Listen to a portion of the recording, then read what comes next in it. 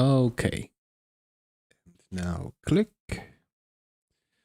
Okay, so as I promised, I came back with a freshly installed VM with some steps already taken care of, so we do not have to wait an hour like we did yesterday.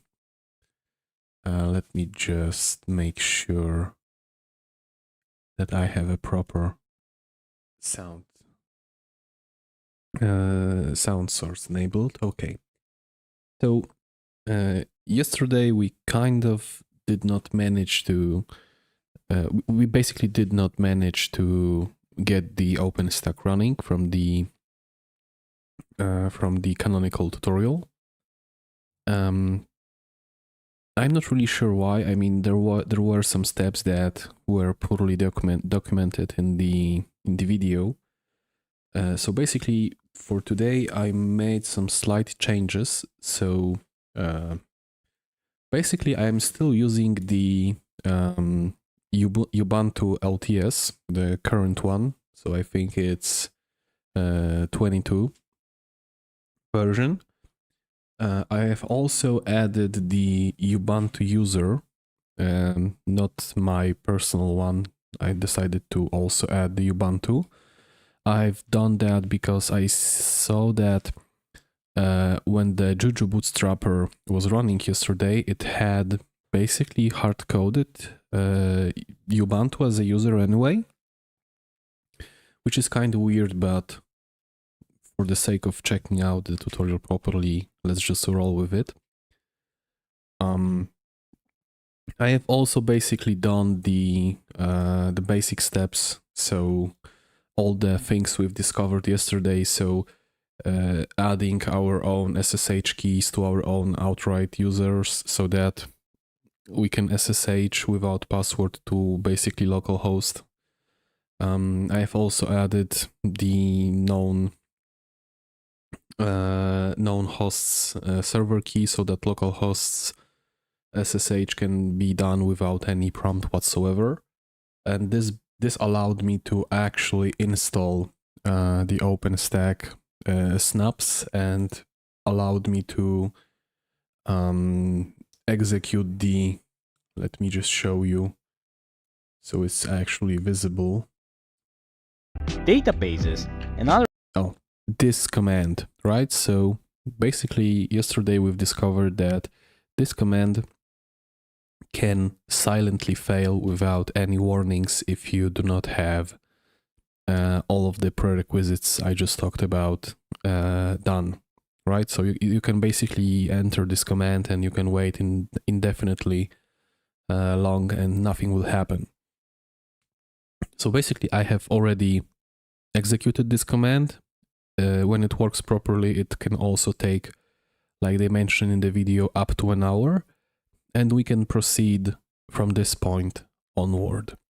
So if you are looking for more detailed, more detailed process of how things went yesterday, I think the live should be already up on the channel by now. It's also chaptered, so if you want to skip the bits when I was waiting like an idiot, then you can just, click on the video and just skip right ahead. But with that said, I think we can proceed and try to actually launch an image on the OpenStack today. Other components get installed and configured accordingly. Depending on your machine and network connection, this process may take up to 1 hour. In the meantime, we're going to have a closer look at the architecture of Sunbeam to learn what exactly to expect once the Sunbeam cluster. Okay, so we can skip that because I think we already heard that like 2 times yesterday. And clouds. If we go back to the terminal, we can see that Sunbeam has already installed all the necessary snaps. We can also take a look at our Juju environment. Oh, so my connection has just reset. Okay. So snap list. I think we have everything that's visible in this tutorial.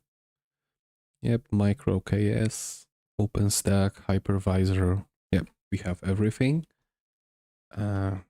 Juju controllers. By the way, I think we also had everything that's visible here yesterday, and we still did not manage to make this work. But we'll see. While listing all available controllers, models, and the status of the current model. As you can see, Juju has already deployed all the necessary OpenStack control plane services on microcates using charmed operators. This is how it looks from the Kubernetes point of view. If we list all available namespaces, we are going to see an OpenStack namespace that was created by Juju. We can then list all pods running in this namespace. Here, we are going to see one pod created per each of the OpenStack control plane services being used. Okay, so I don't want to check every single one of those, just the basic ones. So micro, KTS, kubectl, get pods, namespace, OpenStack. Yep, and it's running. Okay. Finally, we can display pod details to see all the containers running in a pod. As we can see, each pod consists of 2 containers. One of them is used to run the service itself, while the other one is used to run its operator. Getting back to our primary terminal window, we can now see that the Sunbeam cluster bootstrap command has finished successfully. At this point, our OpenStack cloud is up and running. We can now use the OpenStack client to execute sample OpenStack commands. Okay, and I think this is the point where things started to go bad yesterday. So this is something that's pretty much vastly omitted, but here he's executing Sunbeam, OpenRC, admin, OpenRC. And also, by the way, I have made a full backup of the VM I'm running this on. And if it comes to the worst, I can revert the backup and have a full VM restored. It may take up to 10 or 15 minutes, but it's still better than starting this process all over again. Also, maybe let me verify one more thing, because I'm not sure. I'm not sure that I've set the CPU type to hosts in the hypervisor. Yep. Okay, so this is one thing I've forgotten to do. So maybe quickly let me fix that, because that might impact the containers starting properly.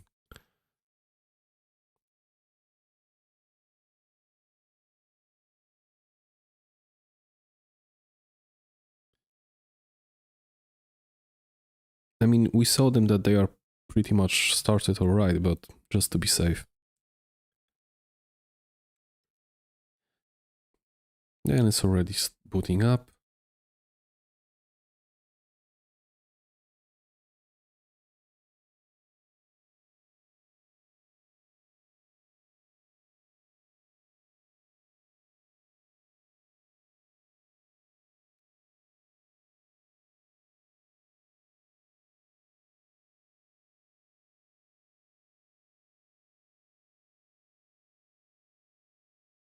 And it's done.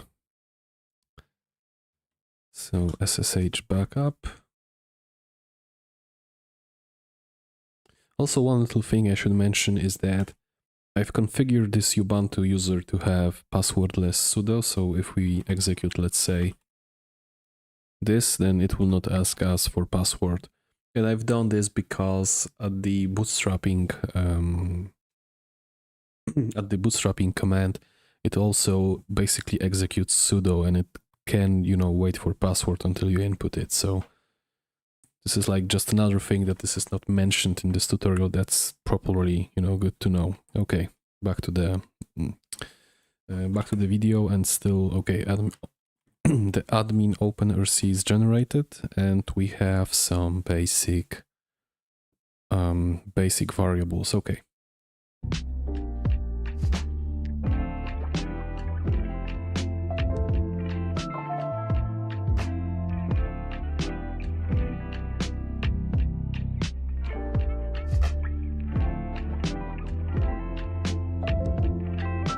Okay, so let me just go back a few seconds.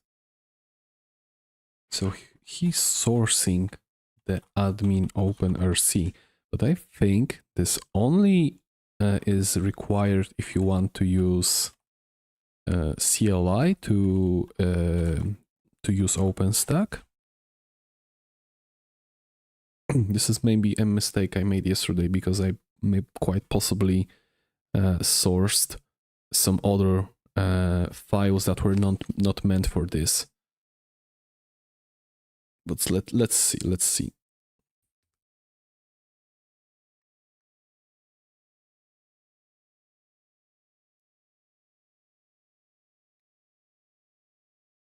And also, since I just rebooted the VM, it might either take some time or it might fail the first time, since not everything might have booted up yet.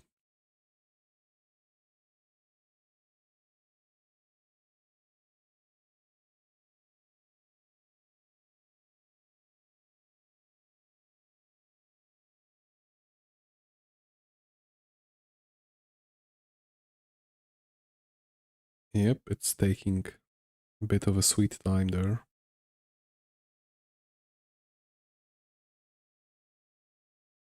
I mean, I really do hope everything will go more smoothly today.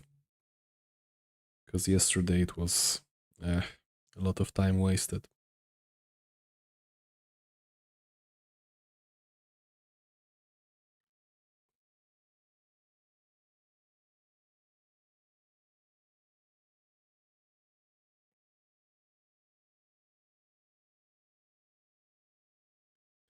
I think it's taking a bit too much time.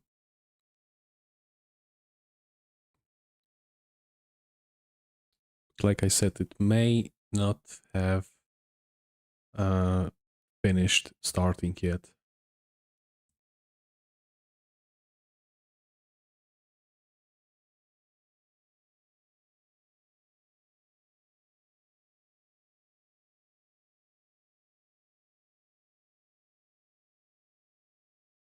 Hmm. Mm-hmm. Yep.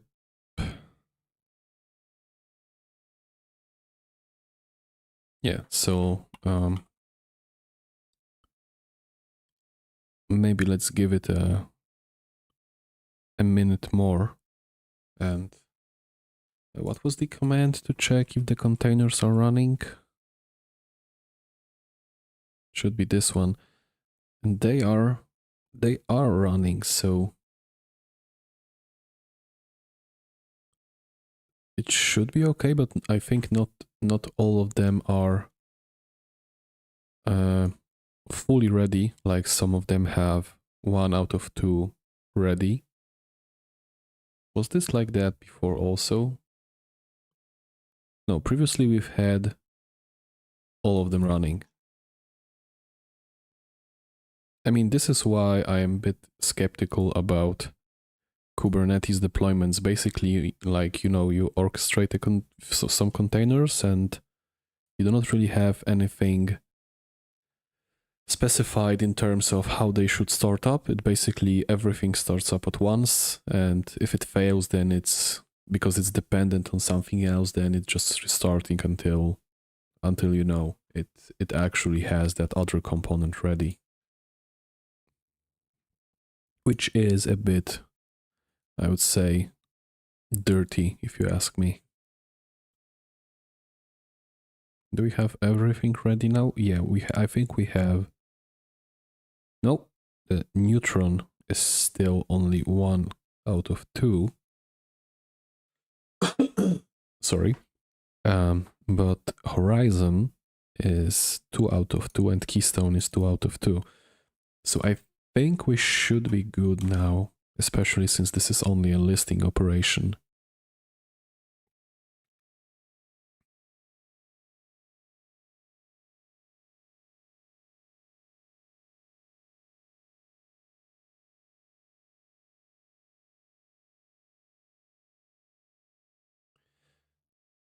Oh wait, there's actually one more thing I might check.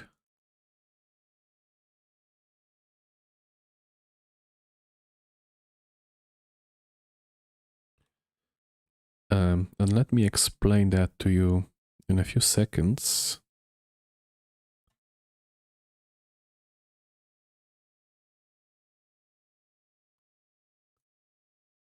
Because currently, yeah, I assume that we are hanging on the TCP timeout or maybe HTTP timeout.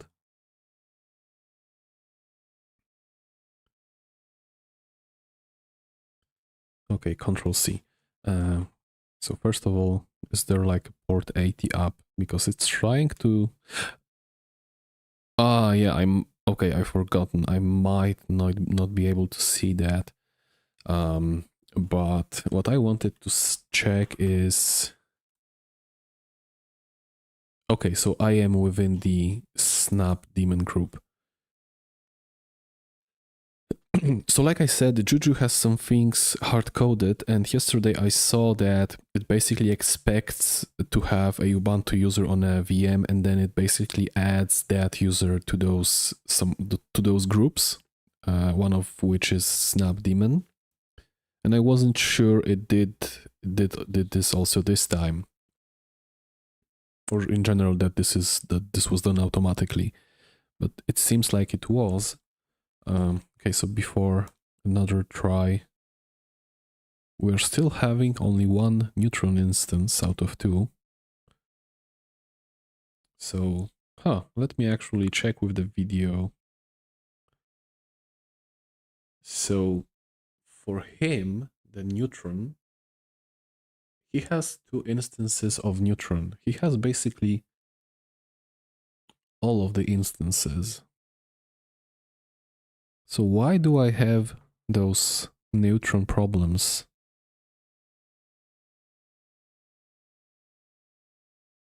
And which component was Neutron?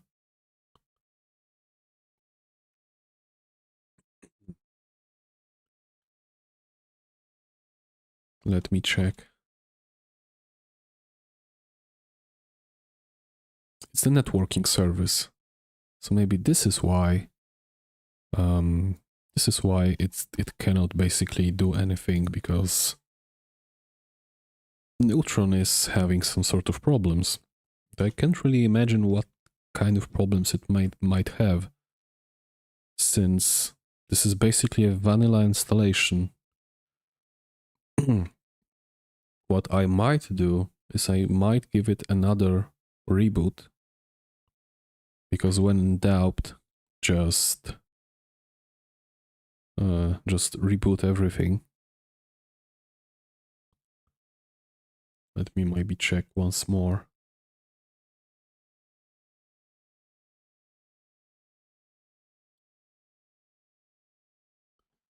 Let me also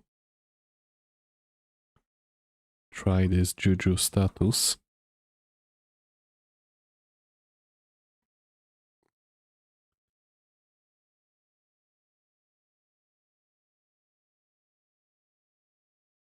So it says that Keystone is alright.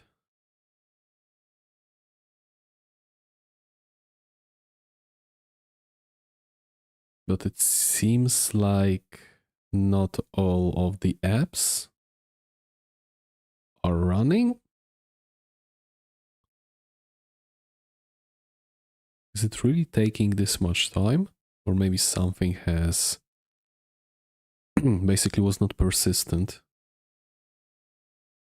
Which would be like a whole another level of stupid. But judging by the pods and the container within the pods running, I mean, still, I mean, this just couldn't be like, you know, a smooth start from the get-go. Oh, okay. So now we have that. So I guess that it basically needed this extra time to boot and to start up everything, but I'm still not sure that we have everything running. I mean, well, for now, maybe let's just proceed. Was created by Jude. Here we are going to see pod. Okay, Service itself, well window. We can now see that our OpenStack cloud is up and running. We can now use the OpenStack client to execute sample OpenStack commands.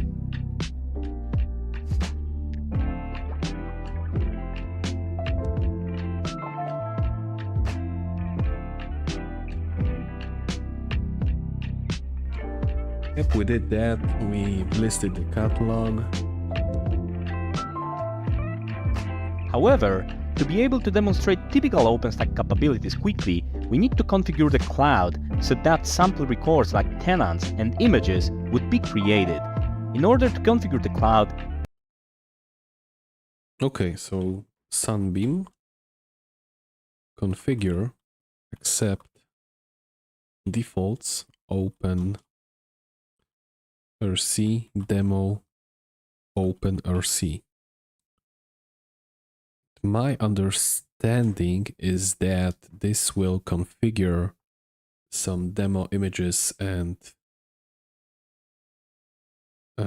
basically, you know, some ready projects to explore, so we do not have an empty instance. And I think that yesterday this also failed. No, sorry, I think this actually worked. The next step, which was launching an image based on the stuff that we are downloading for this demo, that was the step that we failed.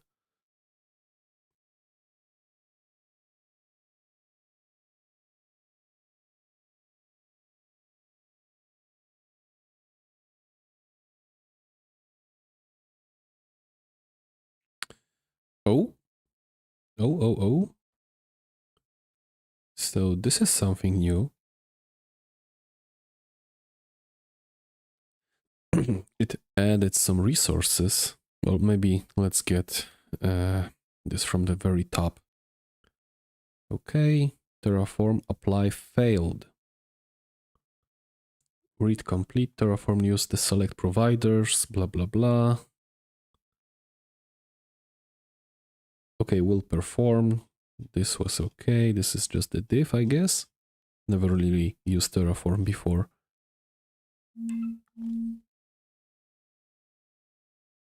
And now changes to outputs, plan 19 to add, 0 to change, 0 to destroy. Error creating. Okay, so it basically everything fails at the network with bad gateway. So is this like possibly related to Neutron not working like fully?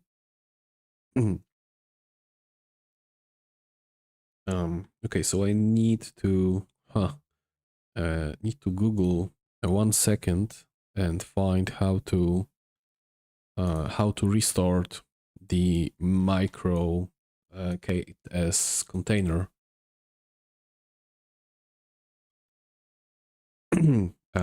Micro KS container restart.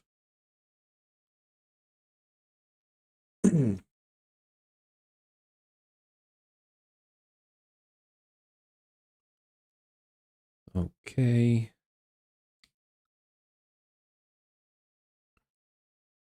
I mean, excuse me for kind of like being like a kid in the dark, but I have not really used Kubernetes that much. I've only started to try it out. kubectl rollout restart, I guess. The resource not specified. Okay, deployment, and I do not have any sort of autocomplete. OpenStack.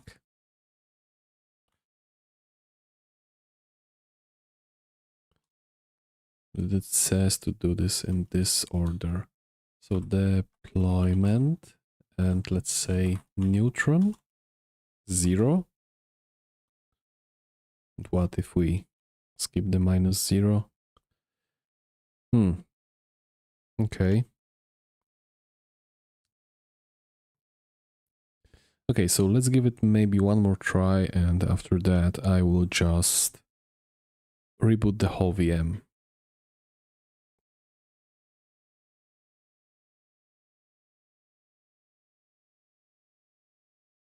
I think the result will be the same now. Yep. Yep, it's the same. So let's try rebooting.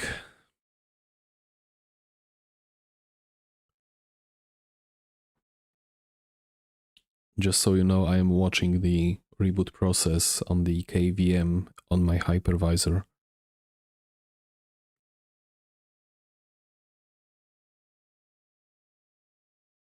I mean, really, if Canonical wants to sell this as, you know, basically an attended install of OpenStack, which is also production grade, possibly. I mean, not in this form, but it can be tuned, from what I understand, to be a production grade widespread deployment. Then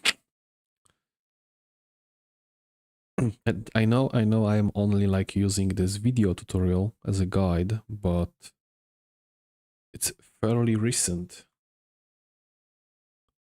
And they have everything working properly, and I am following it as good as I can.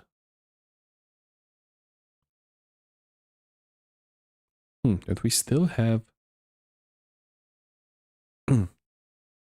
we still have 1 out of 2 running. And twice the age, 6 hours. So it was created 6 hours ago. And the last restart was 18 minutes ago. Okay, so now it's refreshing the state. So we will watch in 5 seconds. So we will see how fast and in what order this actually starts up again.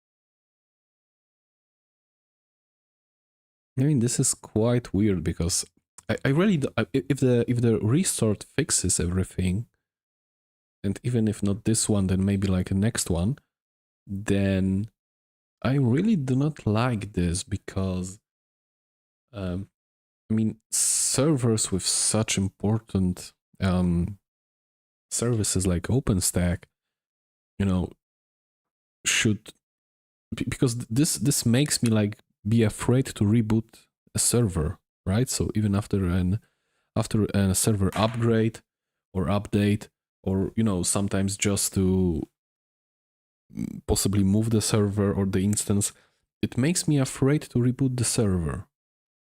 And this is never a good thing. I mean, one thing you should always be sure of is that you can reboot the server and make sure that it will boot up properly in a few seconds.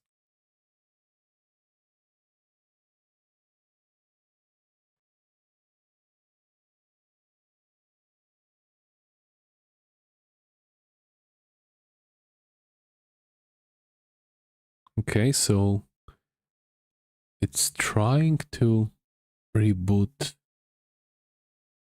No, I think it's leaving the Cinder for last. That's really no wonder.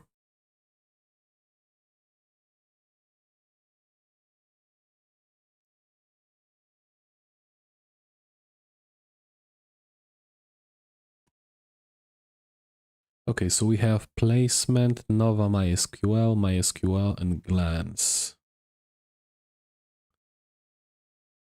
I wonder if this is like a random order or is it actually, starting them with some sort of plan.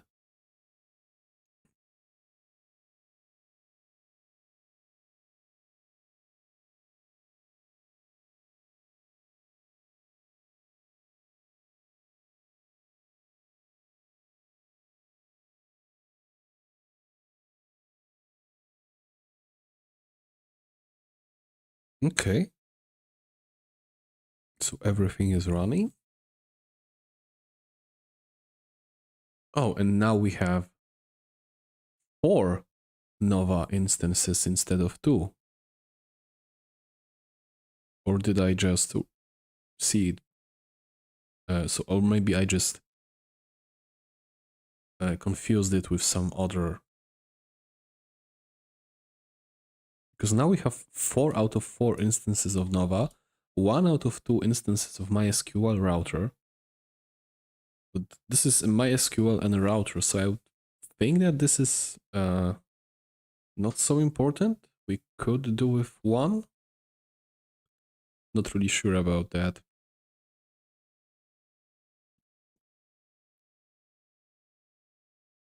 Or maybe me making some sort of request previously, too soon or too fast, was at fault. It would also be very strange.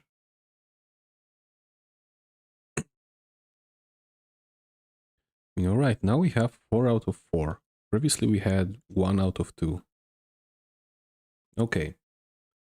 So can we, maybe let's also check this one. And it seems pretty much the same. But Keystone is still not ready, okay.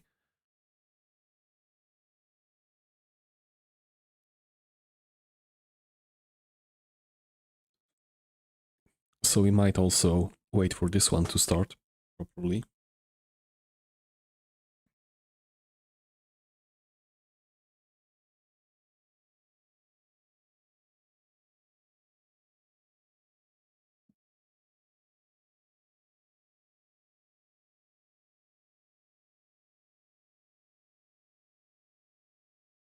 I mean, this is such a waiting game.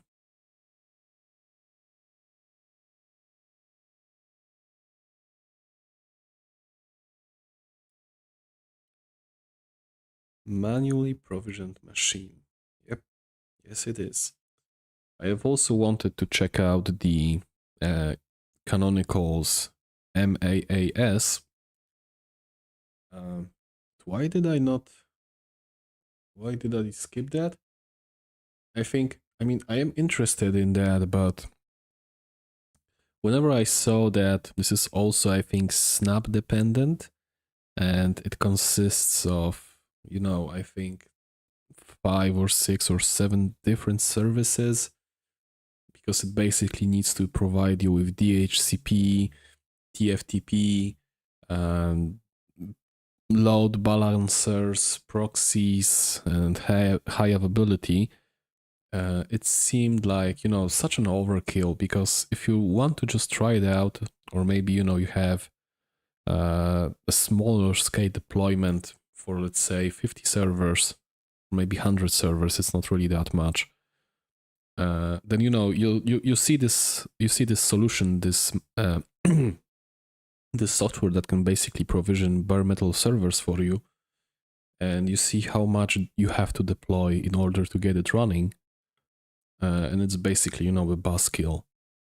So I might have a look at that in the future, because it's also like an interesting addition to the OpenStack, the ability to provision bare metal servers instead of VMs and containers.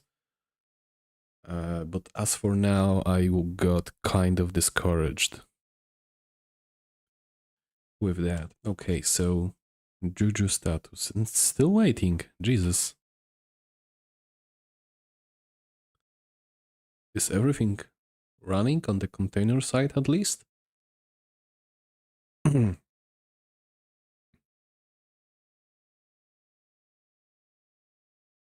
And once again, we have neutron 0, 1 out of 2. Oh, maybe I've previously I've confused Nova with Neutron.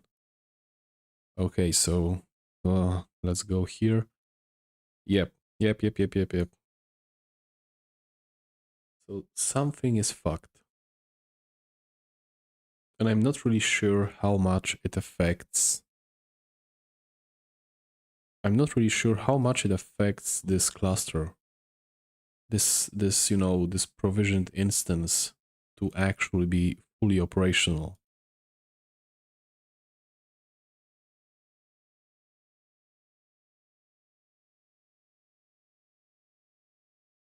I mean, maybe just one last look at the status. Is the keystone... Okay, keystone is active. So as you can see, it took like almost 5 minutes to... after a reboot to actually have everything running. And also, okay, the microceph might be unknown because we do not have any ceph configured at the moment.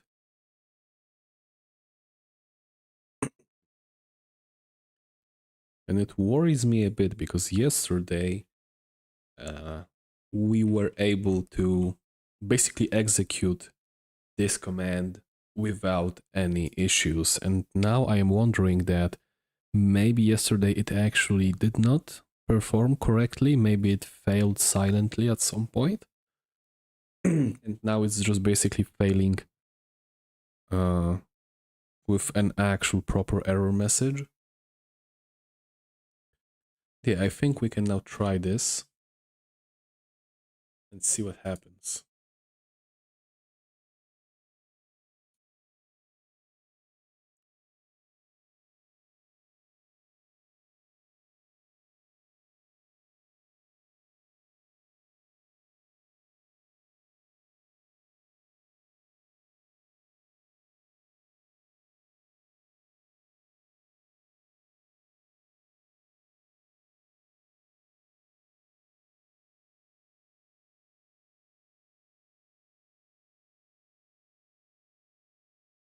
Okay, I think previously it was faster because it had some sort of cache, but now after reboot that cache is gone, so it might be taking a minute.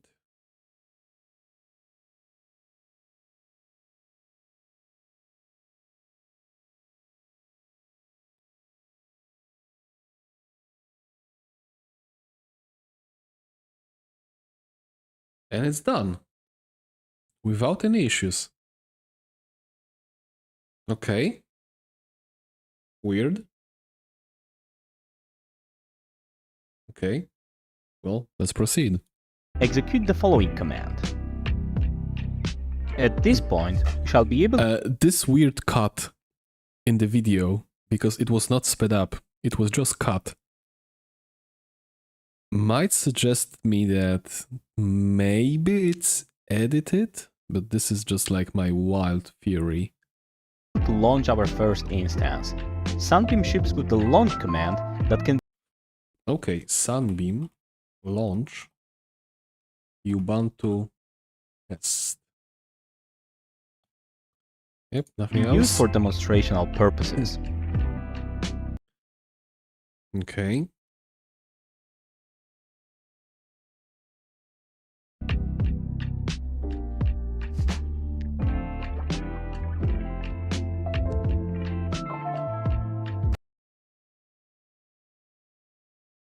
And we have the very same error as we did yesterday.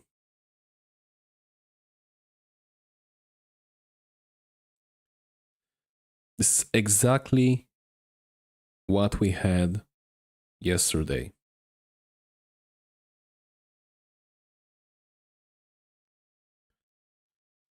And this is like very not fun. Because this is also like from what I was able to Google yesterday, this is very like, you know, either a rare error or nobody has encountered it before.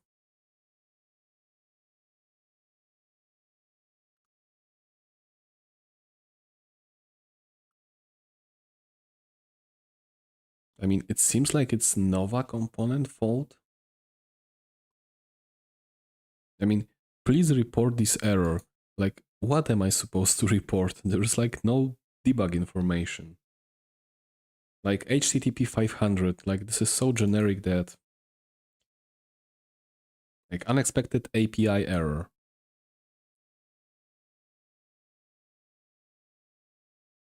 Please attach the Nova API log. Could you please tell me how to?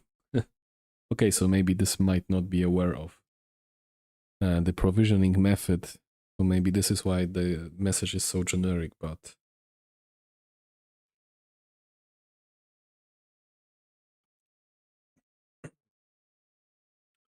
why did this succeed here and is failing so spectacularly here?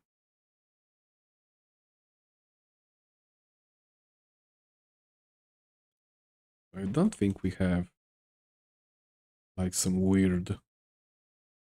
No, we do not have any weird routing rules.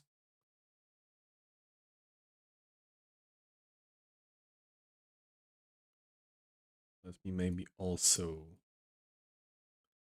I'm skipping back because I don't really remember the commands. OpenStack catalog list.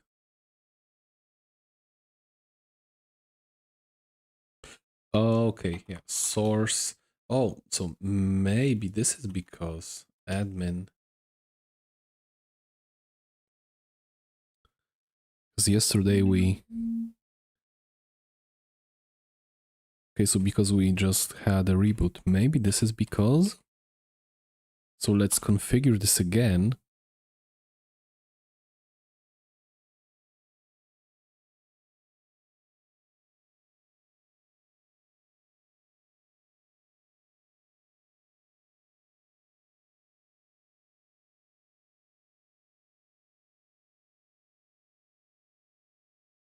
Okay, it's done. So can we try again this?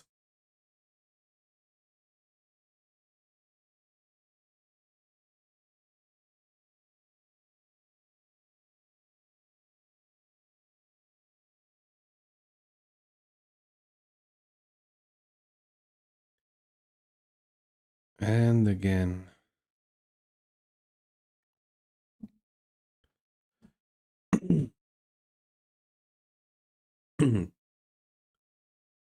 What is going on?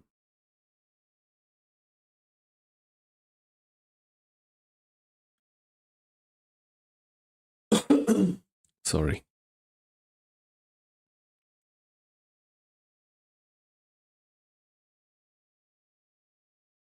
Okay, I will try something stupid, but...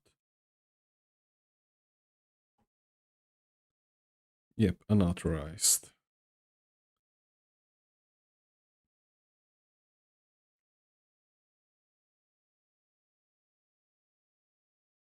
Yeah, so, okay, so I guess, yeah, if I wanted to do this manually, I would have to first authenticate with the keystone, and only then with, you know, the token returned, I could tag to Nova.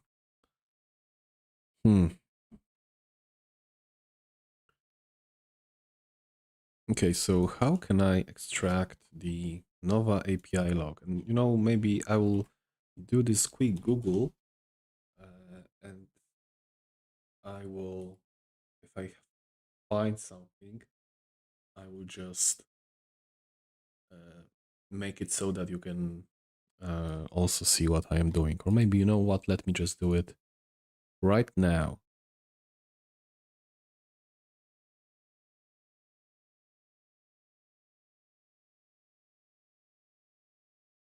Okay, so this is my first Google result.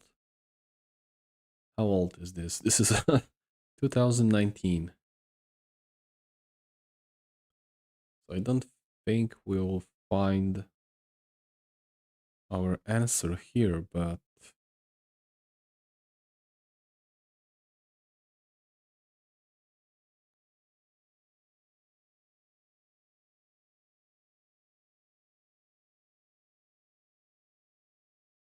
Hmm.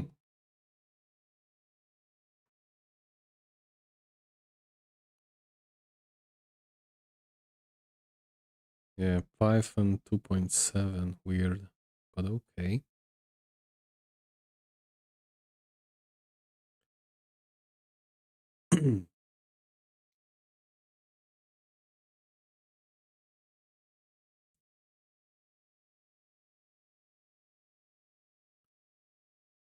I mean, I think I should also go back to those commands from this tutorial where he was basically, yeah, just checking snap lists, etc.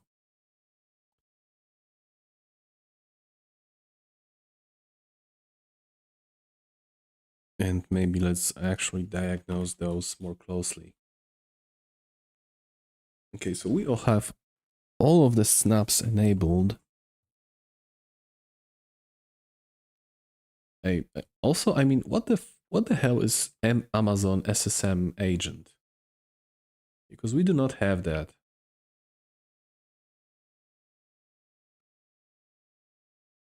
What is that? Is this like required? Is this something that we should have? Or is this some trash that's left on this guy's VM? Other snaps. We can also take a look at our Juju environment by listing. Okay, again, Juju, controllers, and bear in mind that I have 0 Juju experience. Controllers. Model, controller, access. Version is the same. Okay, maybe let's...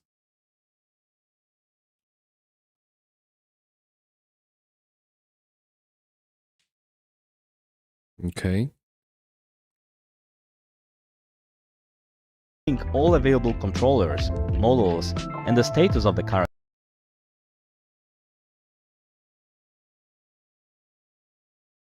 Type Kubernetes available. Does this also have refresh option? Refresh. Okay, so it does not. Last connection 5 minutes ago. 24 units. He has 30 units.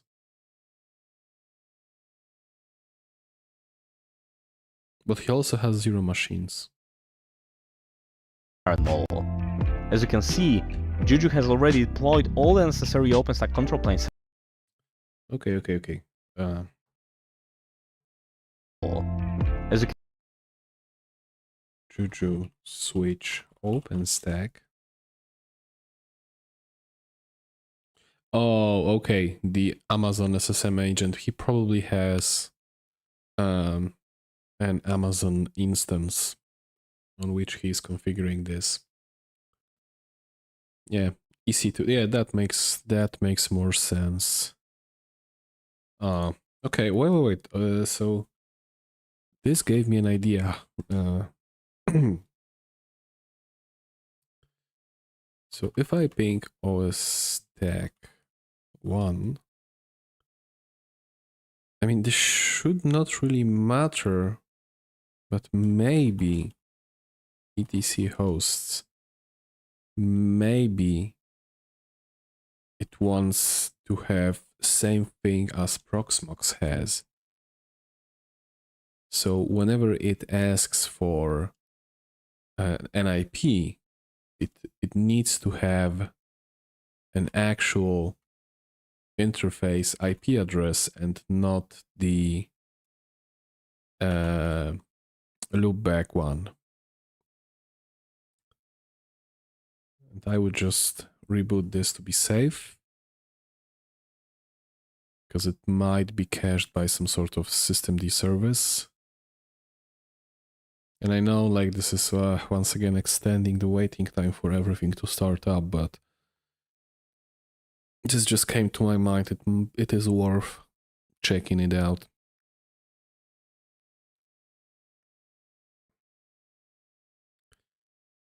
And meanwhile, I think I can continue the Google search.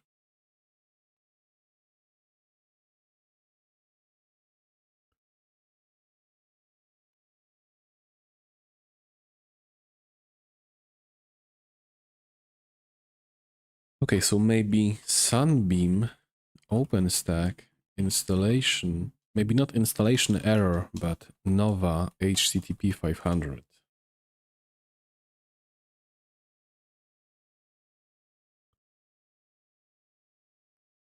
And this is 2023, so this has a chance of being actually relevant.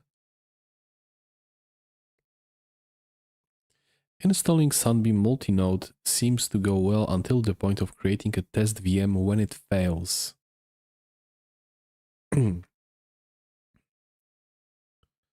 Cluster is 4 nodes. First 3 are control, storage and compute. Last one is just storage and compute, but it also happens with 6 nodes.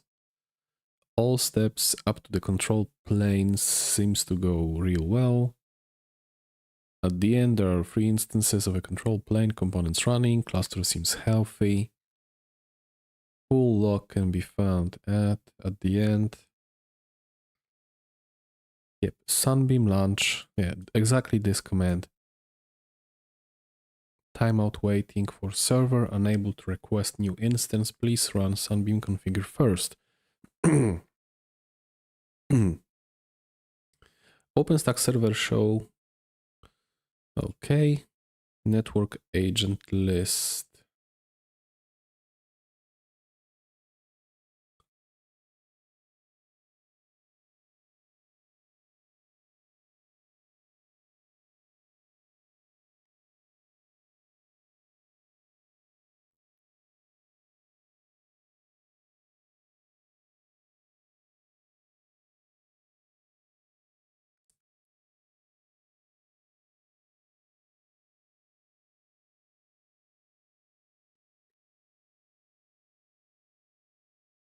I mean, it's not really required and fully qualified domain name because on the tutorial video we can see that this is done within the internal domain. But this makes me think that I am actually on the right track with the thing I have just said. Though I have this very sad thought in my mind that even though I have said this just now, it might require a full VM rollback even to before the the 1 hour long Sunbeam command, and that you have to set the hostname properly back then, and only after that you bootstrap the cluster. Because if it works like that, then I'll be really sad. Yeah, now we are having a proper IP address.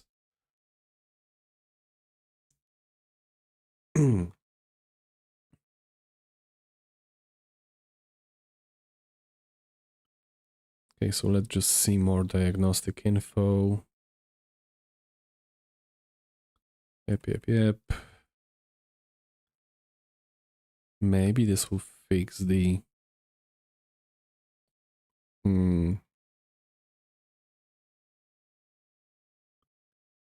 Maybe this will fix the container count for Neutron. Oh, I think it did. Now we have 2 out of 2.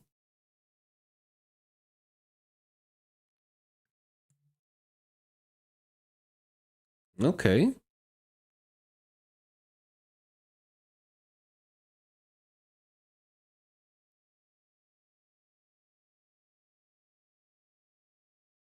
Oh, okay. This is the screen. This is the status I was eager to see.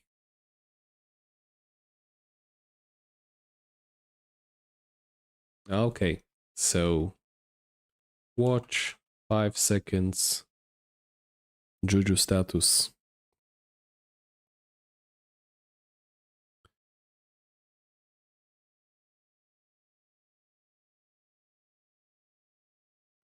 Hey, old soldier. OpenStack is first of all, like, power to you for reinstalling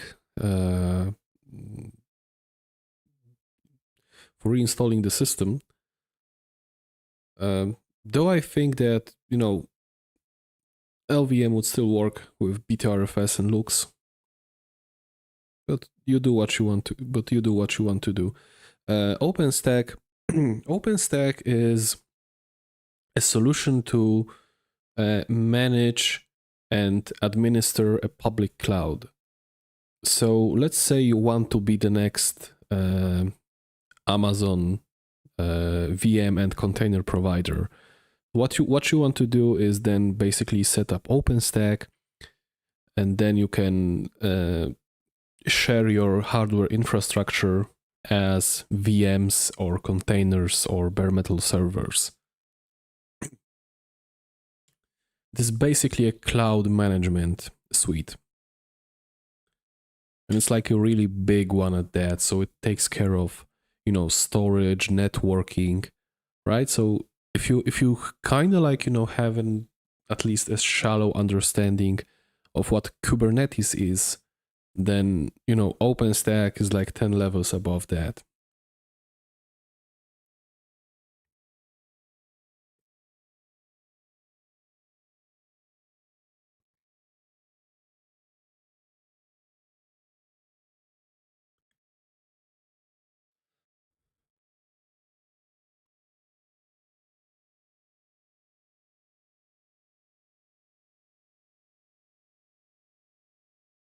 I think I'll cancel the watch because in watch I do not have pretty colors.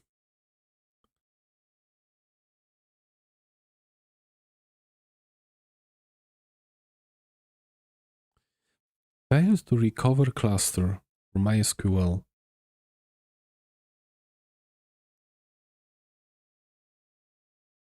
Installing agent.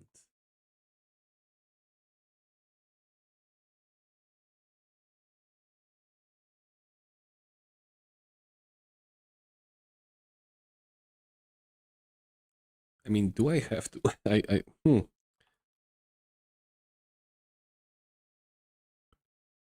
Okay, so it does not seem like this is an issue of hanging or, you know, SSH connections waiting to accept something manually.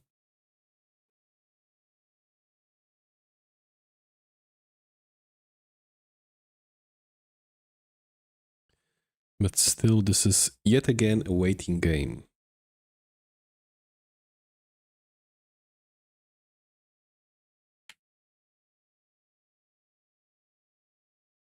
But I think that we are actually seeing some progress, like some lights are starting to turn green. So Keystone is active, Keystone MySQL has an error, Horizon is active, Nova has an error. Is there a Neutron here? Neutron is waiting.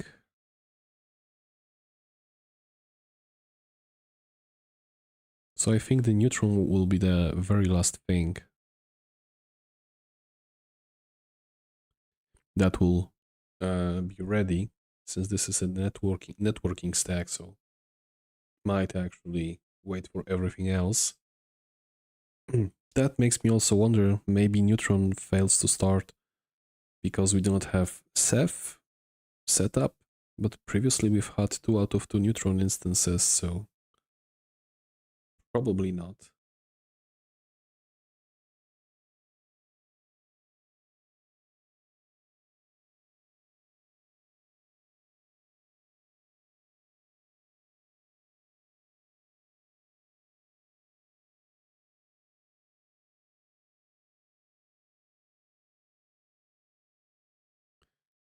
Yeah, we are definitely seeing some progress and some more lights turning green.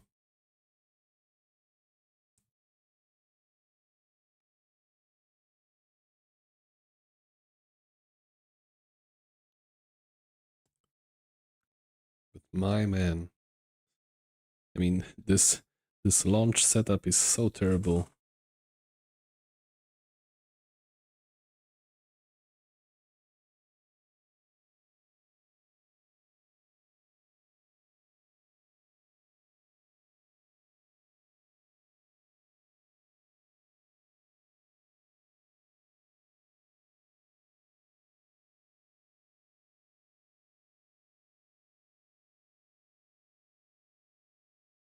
Like the startup orchestration of the containers is just, I mean, I assume it can be done properly and well, but many people just choose to, you know, have unlimited restarts and timeouts increasing and hoping that, you know, after some time it would just start.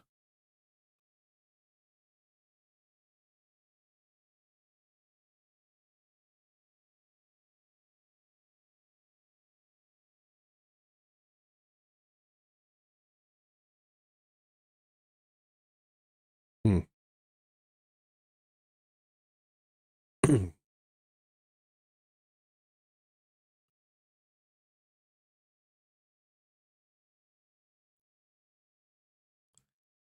Yeah, health check failed. I should probably just dump those outputs to a file and just compare them with diff to see what's actually changing.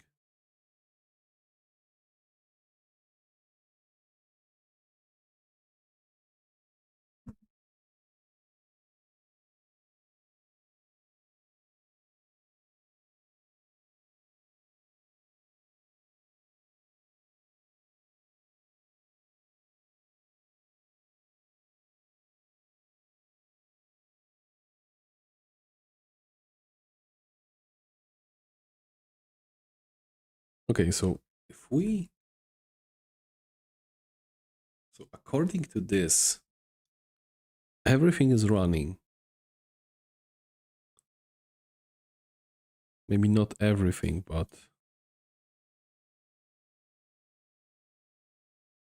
okay, so not everything. Like quite a lot of containers are not running yet.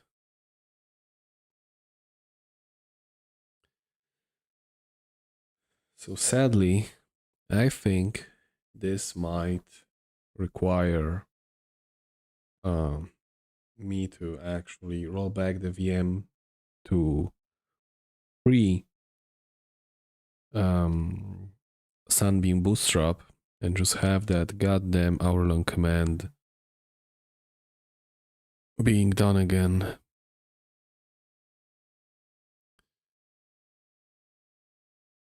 Yeah, well, OpenStack is a really advanced subject, and well, truth to be told, I never really intended for my channel to, you know, have only the basic stuff. I actually wanted to have more of the intermediate to advanced topics, you know, published here. But sure, if you ever find yourself in a need, then come and check this out, because there are so little OpenStack tutorials, especially on YouTube. Like, this is such an obscure piece of knowledge.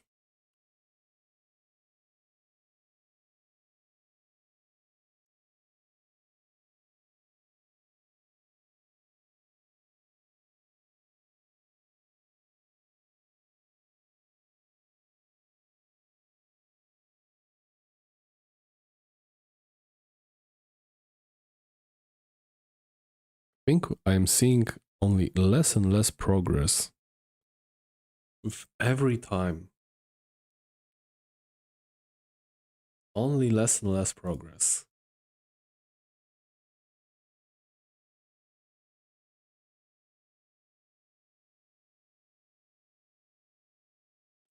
I mean, should I buy an Amazon instance and check if it works there? Oh, excuse me, my phone is ringing.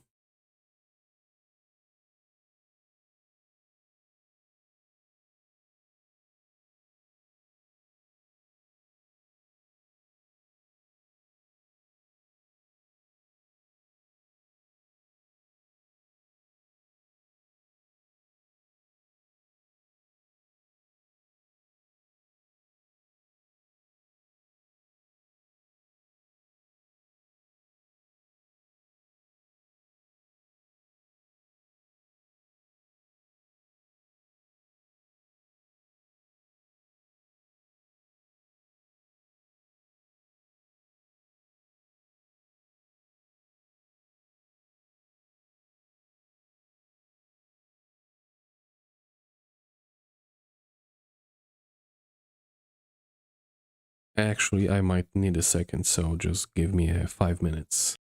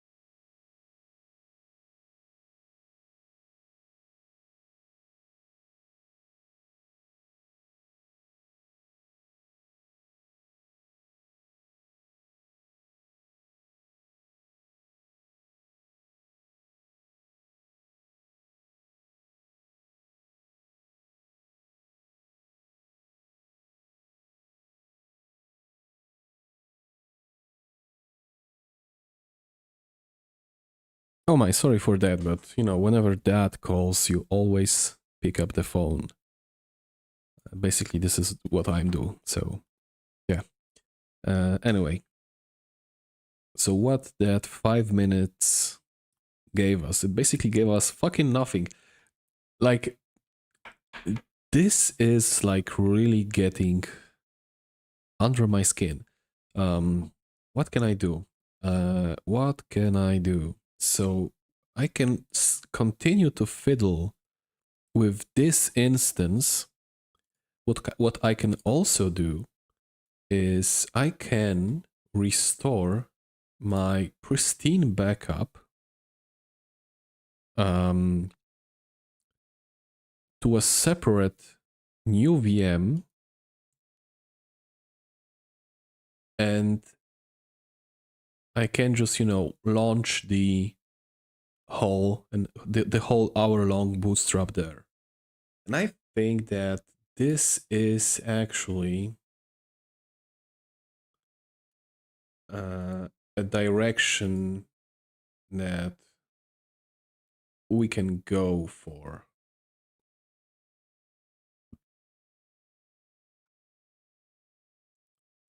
I mean, I just need to figure out that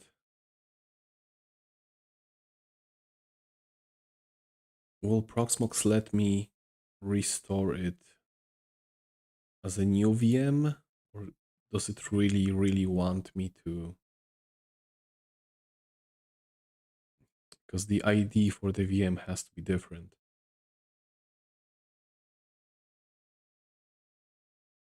What to do? What to do? Well, I mean, oh well, I can just, you know, create just yet another VM really quickly.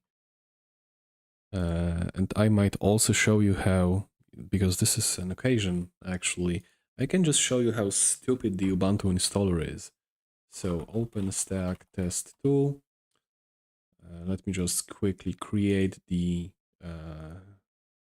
VM system.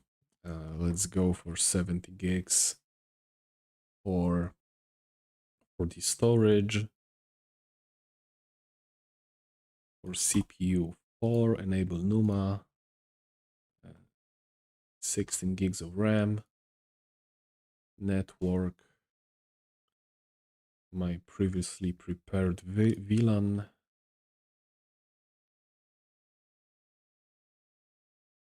Yeah, I mean, I am also getting some of those too. But like I said, this was a call from my dad, and you always pick a call from your dad. At least in my case.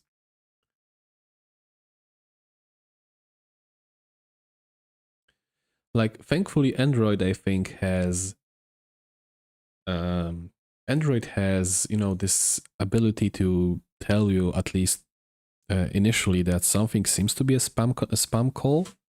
Like if you do not have, if you just have a number displayed without, you know, it being saved in your contacts. But because I am using multiple user accounts on my phone, because I am using multiple user accounts on my phone, you know, basically to separate socials and stuff like that from my main account, then I do not have one shared address book. So whenever anybody calls me and I'm not on my main account, I am just seeing a number without a contact name. And while I'll pretty sure recognize my family members' numbers, that's not always the case. And it might be a bit confusing at times. Okay, so now I have this window and I might be able to show you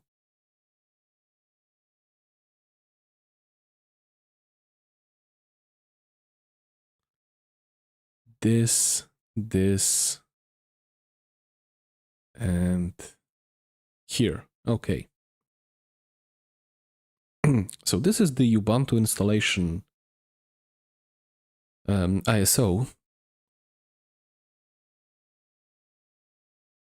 And I wonder if I'll be able to reconstruct the steps that make it break. Yeah, I also always install Debian, and you know, Ubuntu installer like has gone from through some iterations. It's for me at least, it's so bad that it's bad. It's not good. But the reason why it's bad. So let's say we want to install the English, and okay, I would just change my keyboard layout because I want my keyboard properly working. Okay. Yes, just Ubuntu server. We do not need third-party drivers for IP address. Let's say manual. And this is the very first step why I think this is utterly stupid. So whenever I want to input IP address for an interface manually, I have to, and watch this, I have to input the subnet, but not an address, the network ID. Here I have to input the actual IP address, the gateway, and the name server. But why the hell the subnet and the address have to be separate fields? Like, what the hell is going on? I mean, what's the rationale behind this? Like, why I can't just have this? See, if you try to go like that, it tells you that this is not a network ID. So this is like the first step towards, you know, this being utterly stupid. Like, imagine if you're not using the, you know, /24/16/8. Yeah. Yeah, exactly. If you are not using those, you know, well typed out masks, then you have to basically have either, you know, a network calculator in your head or at least at hand. But yeah, okay, so let's go with that. But like I promised you, this is not all. because now we are testing our mirrors for net installation. Okay. This is another thing. So now it tells us that the new version of the installer is available and it can restore the installation process with new and upgraded installer. And for the sake of, because I have tested this with the new version and with this version. And for the sake of having the latest version available, we will now choose the updated installer. And why the hell this installer is launching in snaps, I have no idea. Because I think I saw snaps in there. And okay, now it did not ask me for setting my keyboard again. I think it happened before that I had to set my keyboard settings again, but never mind. We are at the good part now. So now we are at the partitioning portion of our Ubuntu installation. And the reason I do not really want to use the guided setup is because whenever if I press done, you can see that it only uses half of the space available. So it creates a root LVM that is only half, that only takes half of the available space. So in this case, 33 gigs out of the 70 available. And we basically have a boot partition and which gets booted first, and then it's like connects our LVMs and stuff like that, and blah blah blah. But the first thing that so basically, like I said, the guide only uses half of the available space, and you might think that okay, sure. So let me just maybe. And also, this is terrible to navigate because let's say that now I want to remove this LVM volume and recreate it, right? So where do I remove it? Like here? Here? Or here? Like, what the hell is going on? Right? And truth to be told, I am not sure at the moment. I have to test this out. So, okay. This is our LVM volume, the root volume. And since it's only provisioned for half of the space, let's make sure that it uses all of the remaining. So, like it says, 67 gigs with something after the comma. If you input more than what's available, then it trims it down to what's actually available, so that's okay.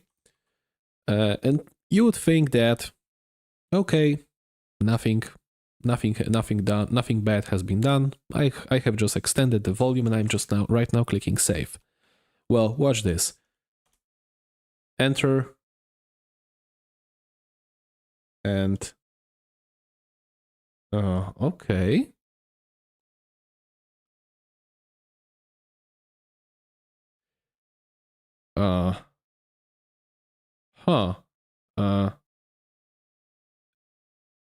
Fuck.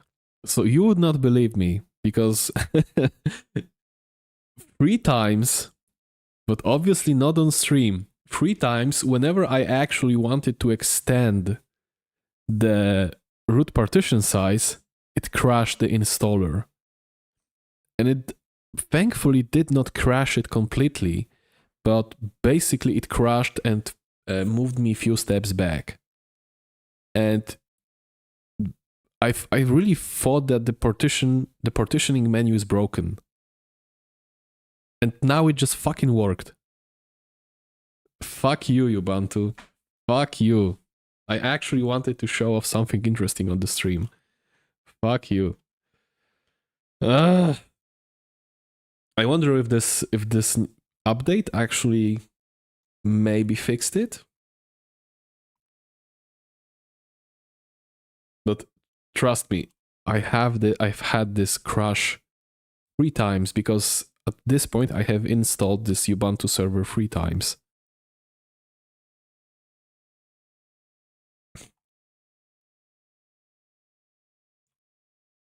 Actually, oh well.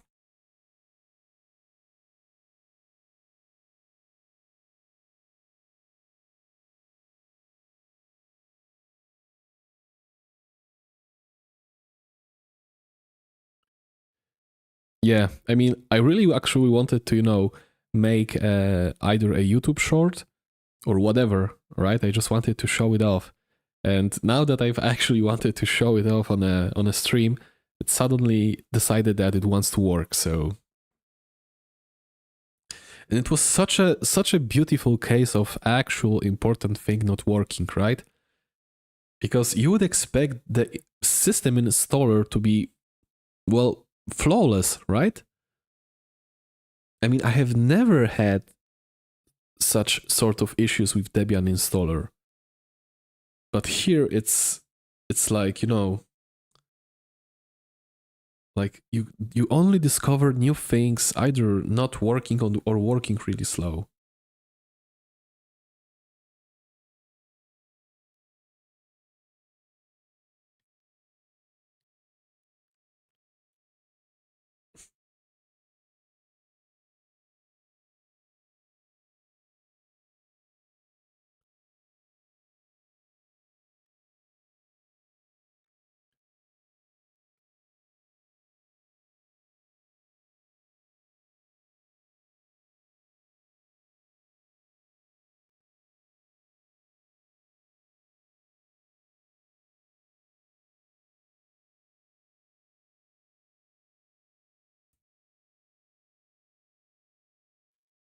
Okay, so this is installing, and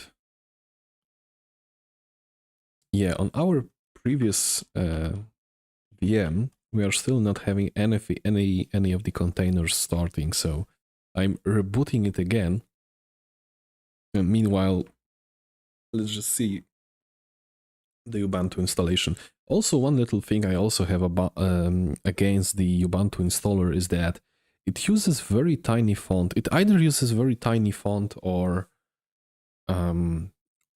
this window size is larger than it seems to be, but it should be like 800 by 600, I think. I'm not sure. Well, what I basically wanted to say is that the font is really small. It's quite hard to read. With the Debian blue background, for me, it's easier, and I do not have any, color blindness or anything at all, so that might be just preference.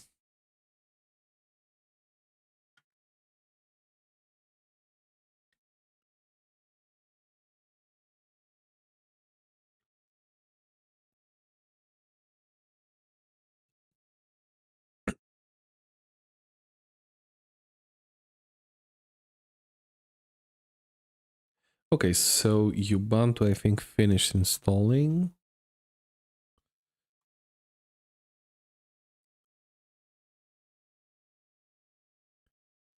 I mean, scaling is only for the and I don't think I have scaling enabled.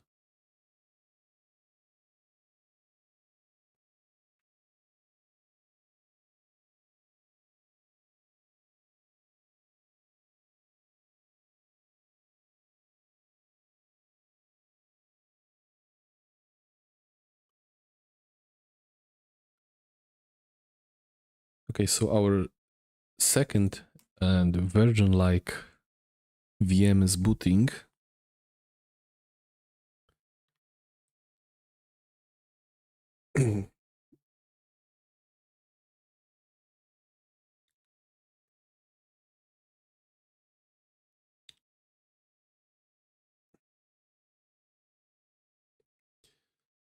I mean, maybe you're right, but like I said, I'm not sure what sort of resolution is this, and if it's like, native, then, scaling will just, if I make it big screen or full screen, it will just stretch it out.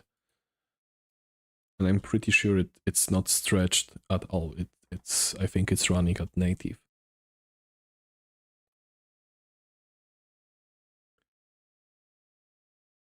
Okay, so now what we want to do? Now we want to go to the root.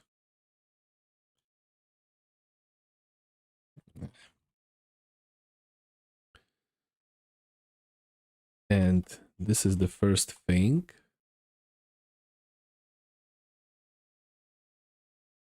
72, 20, 11.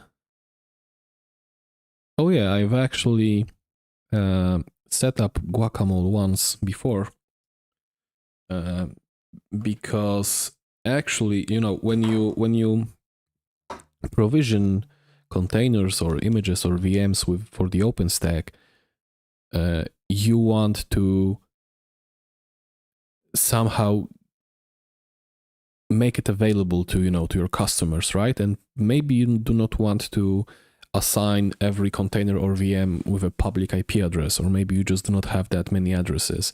So what we were testing is what we were checking is that we were checking if Guacamole can be used as basically a remote VNC server access for the provisioned containers and VMs, and it can be done.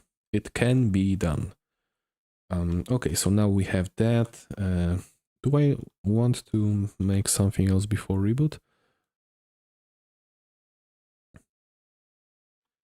I always check whether it's add user or user add. Okay, it's add user. We're adding user Ubuntu.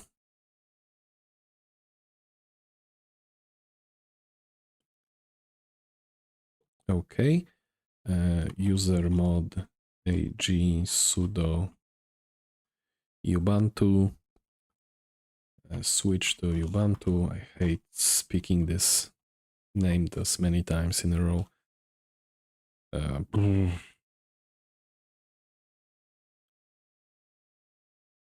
Now, okay, SSH keygen.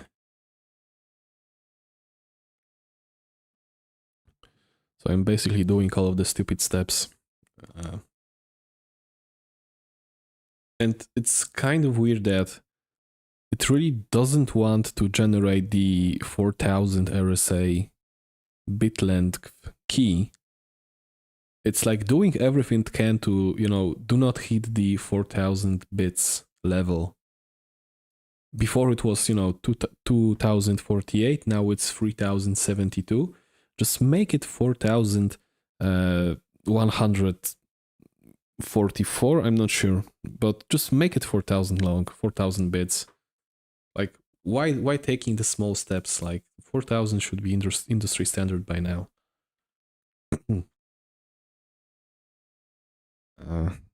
Yeah, 4096, you're right.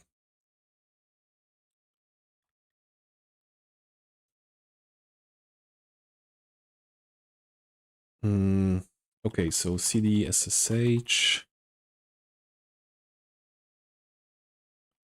Yes, so we just need the fingerprint.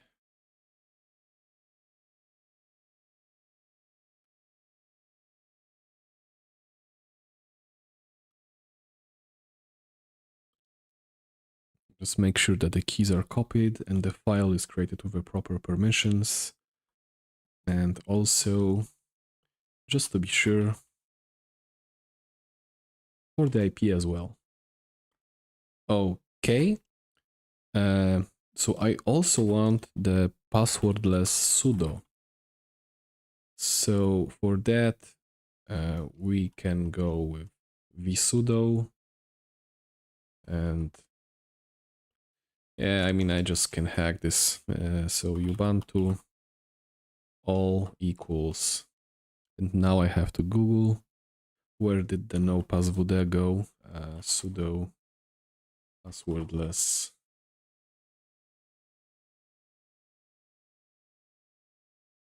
It was all equals all no pass wd all. And by the way, this is vsudo and yet it opens fucking nano. Well, okay, so now we have that. I think we can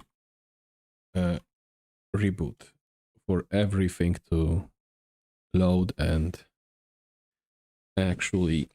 Oh, I've forgotten to install one little crucial package that I want to have installed. So I'll do it just now after it reboots.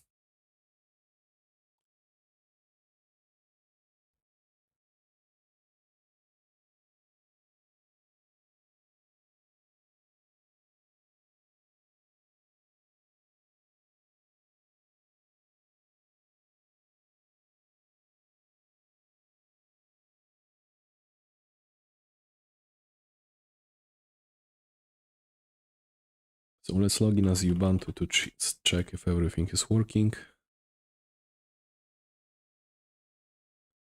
Yep, passwordless sudo is working. Oh, actually, yeah, so apt install qemu guest agent. And after that, we'll do a full system upgrade.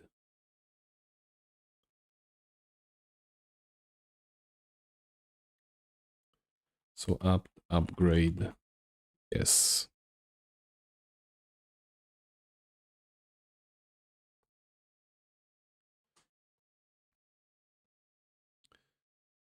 Exactly, just the usual.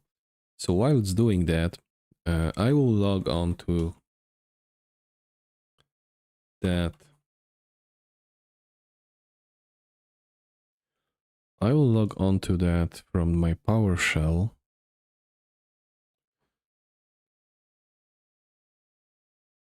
And basically I will do the rest from here. So it does not, so it does not keep just snapping and resizing the VNC window.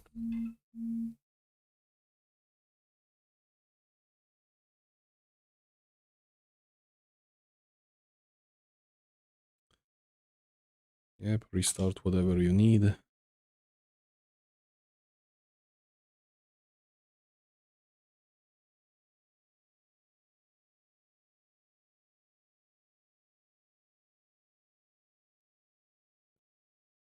Okay, and now we can reboot.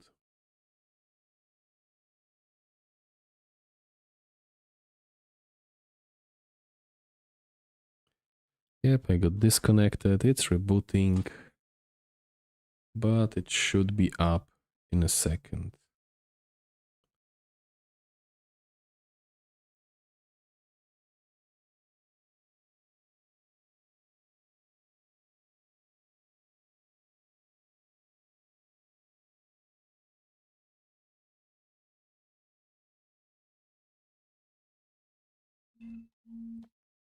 Okay, and it's up. Logging as Ubuntu.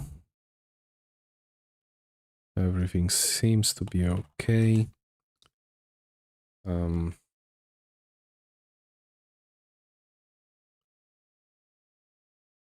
So I will just, perform those steps again quickly. So sudo snap install OpenStack, because those do not really take as much time. I just want to, as quickly as possible, get to the hour-long step of bootstrapping the cluster. And when it's doing that, I will go back to the previous one. So that was this.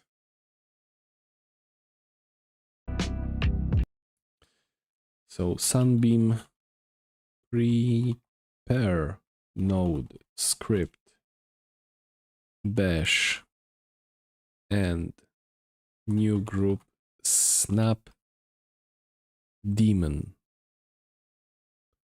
There are no typos here. Prepare node script pipe to bash.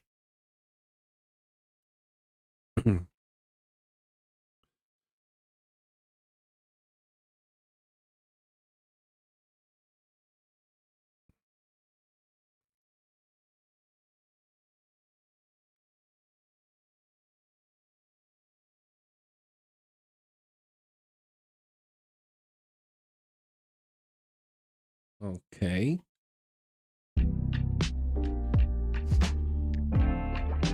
Finally, we need to bootstrap the cloud so that its control plane, databases, and other. Okay, so I think this is the hour-long step.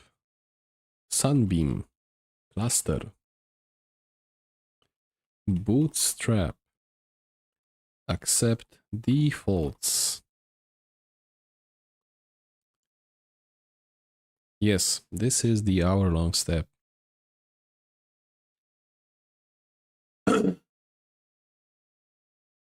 Okay, so now that I'm pretty confident that it will actually be bootstrapping, we can go back to our previous one,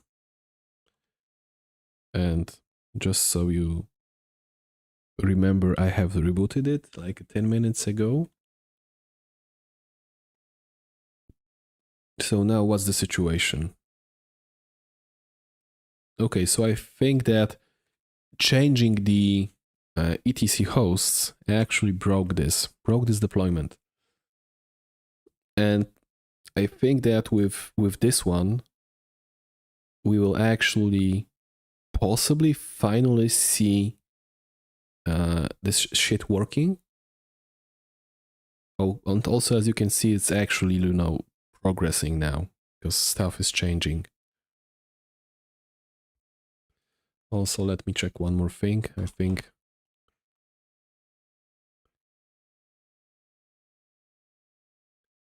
yep, okay, so now it's good.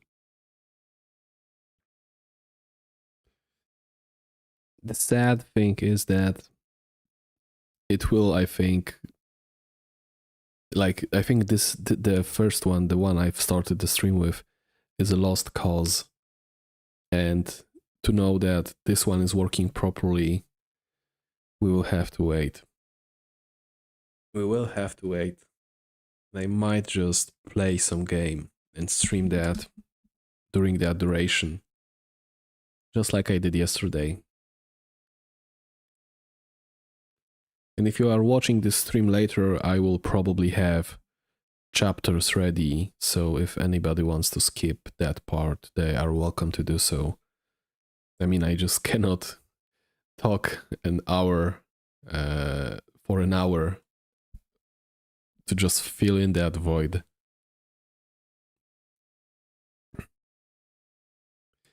I mean, we will be sure that we are at the hour-long part after the micro KS is done being set up, and it will actually start pulling the container images.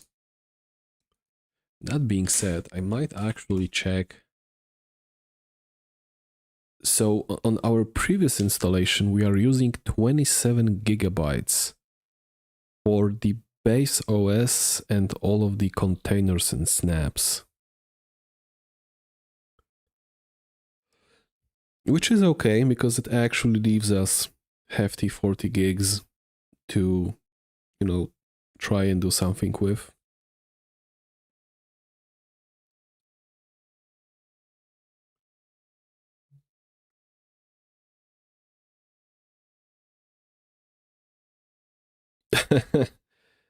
I mean, yeah, in real life also, yeah.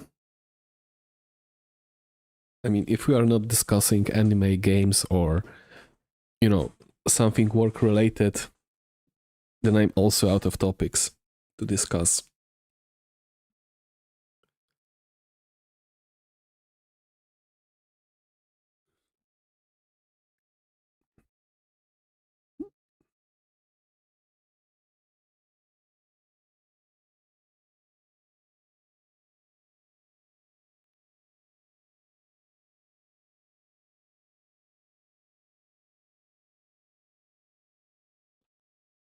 I mean, I just want to see the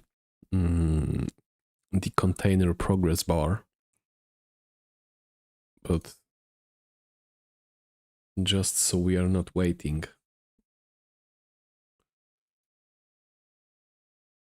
Yesterday I was streaming No Man's Sky. So I have a Metal Gear Solid 2, but I have no recollection of keyboard controls for that. The Cyberpunk has had a new patch released yesterday, or actually today at 1 a.m. I have Pharaoh and like on GOG I only have those installed.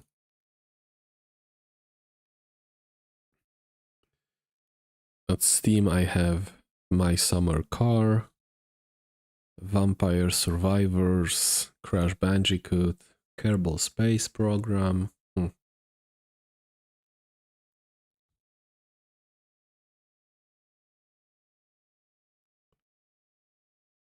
Deploying OpenStack control plane to the Kubernetes. This may take a while. Deploying services. Please show me the how many out of how many have you deployed. Please, please, please, please.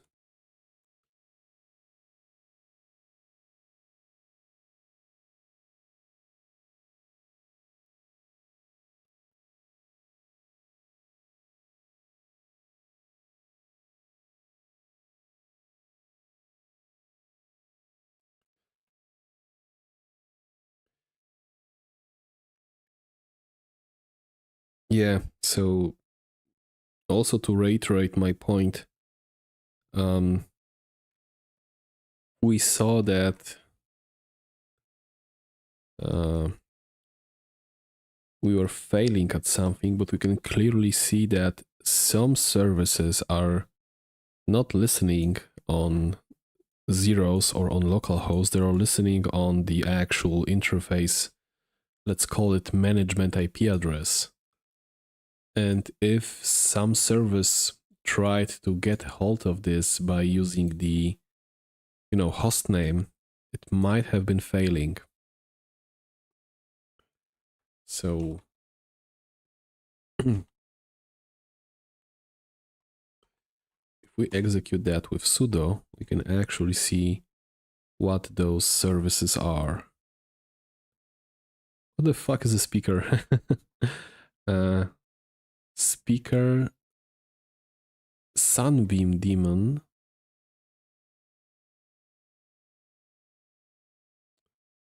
Another speaker.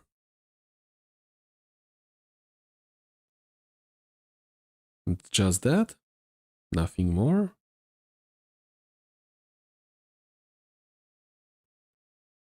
Huh. I have expected something more crucial.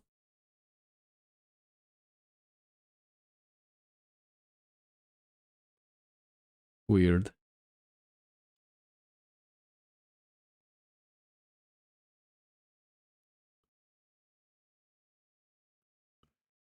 Weird, weird, weird.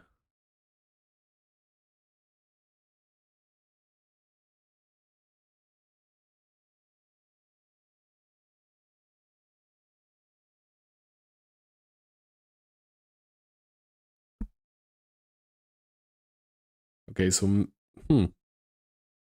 So has the Bootstrap script changed somehow? Because it's now just saying deploying services, and I'm pretty sure it, even today when I prepared for the stream previously, it was showing, like 1 out of 23.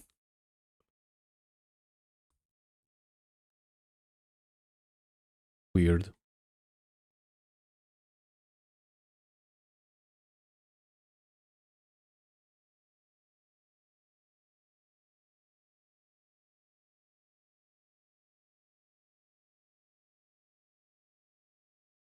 I mean, maybe an upgrade got sneaked in somewhere in between today.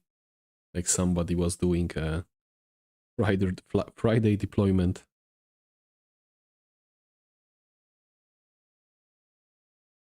Which is never a good idea, but we all do that.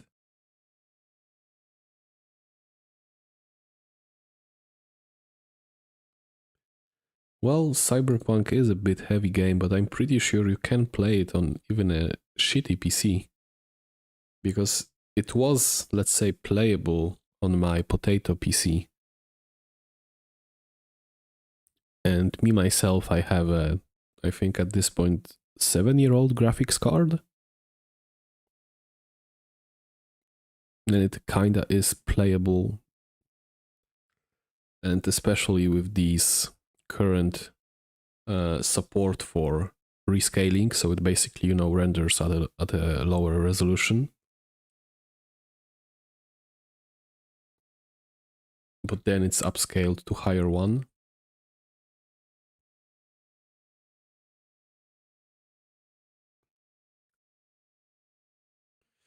I mean, actually, maybe let me fire up the Cyberpunk.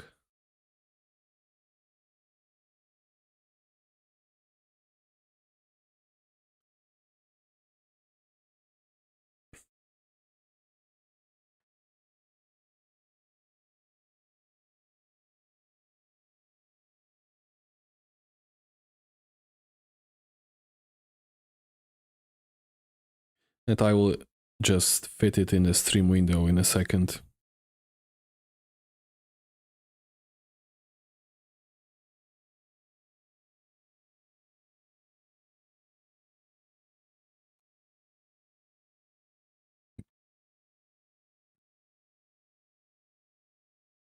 I just need to change my settings.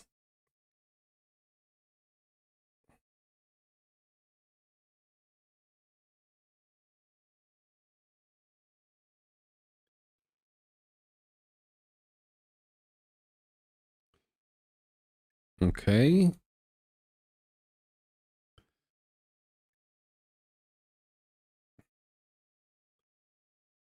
Well, yeah, actually 60 FPS is quite desirable.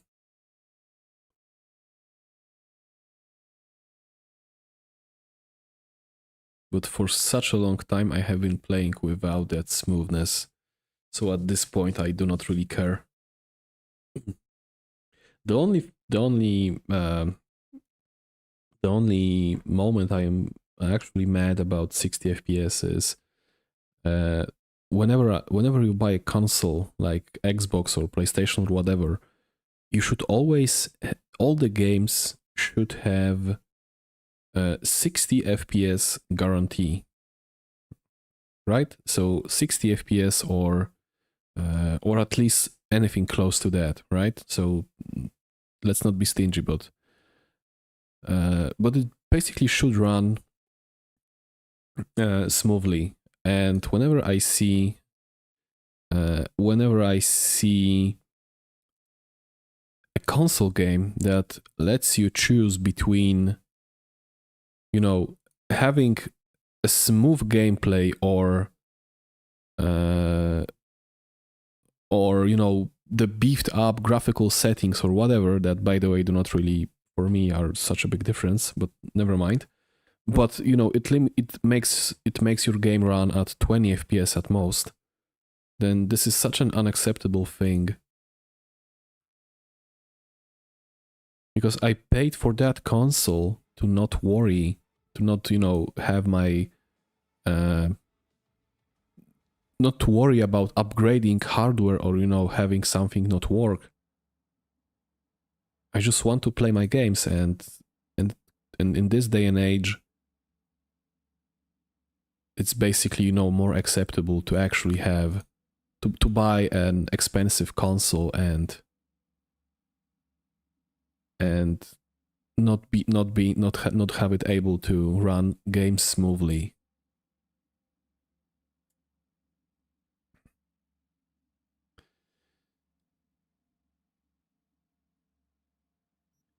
Okay, I may possibly want to tune some settings down.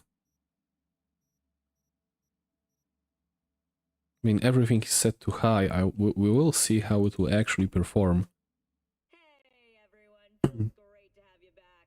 So then, did y'all hear about that Arasaka aircraft carrier? I mean, PS3 was, you know, a whole different beast, because if you ever fell into a PS3 hardware architectural rabbit hole, it turns out that, you know, making a game for PS3 was like writing a program for, you know, for Apollo 13, right? It was not like your classical computer. The cell architecture, the cell processor was so weird. And from what I've heard, like, if whenever you were deploying a game for Xbox, you were getting a nice looking, neat book that was basically your manual. And it was like, you know, it was decent. It had like, you know, few dozen pages or like few hundred pages, but that was all. But if you were developing a game for PS3, you were getting a container full of books that were describing how to program your game to be compatible with PS3. And I think it shows, like, many games on PS3 have terrible performance issues. Like, unless it was like a Sony studio game that was a big hit, like, let's say Metal Gear Solid 4, which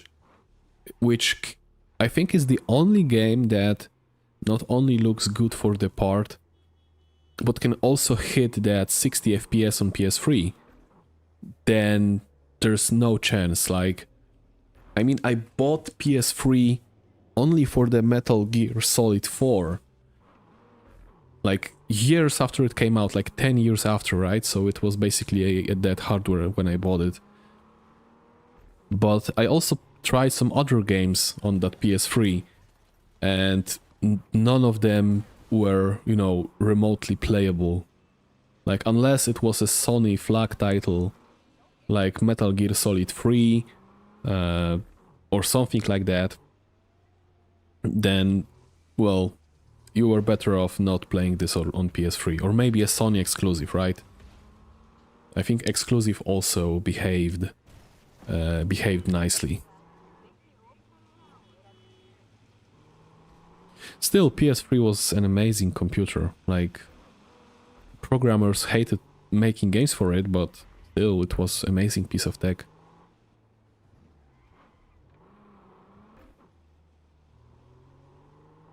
I am quite surprised how well Cyberpunk performs on my GeForce 1060 GPU that is 7 years old. But this is only full HD, but still.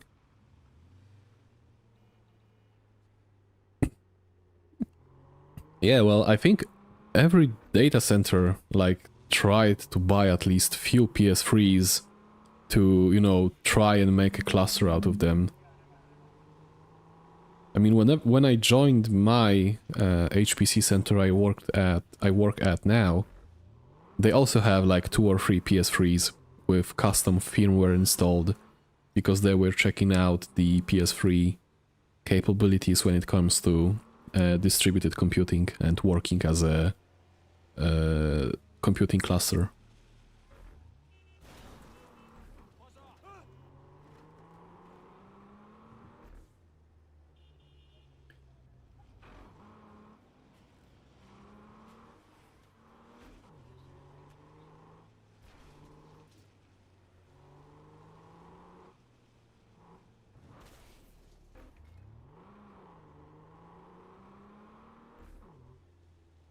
Also, as you can see, this is a fairly fresh new game, which I actually started a long time ago, but I haven't been bothered to make any progress.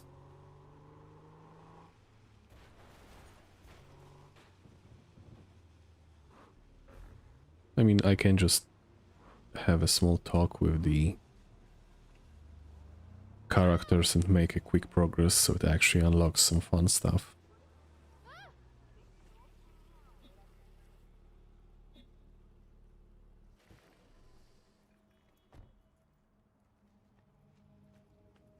Looking a little put out there, input.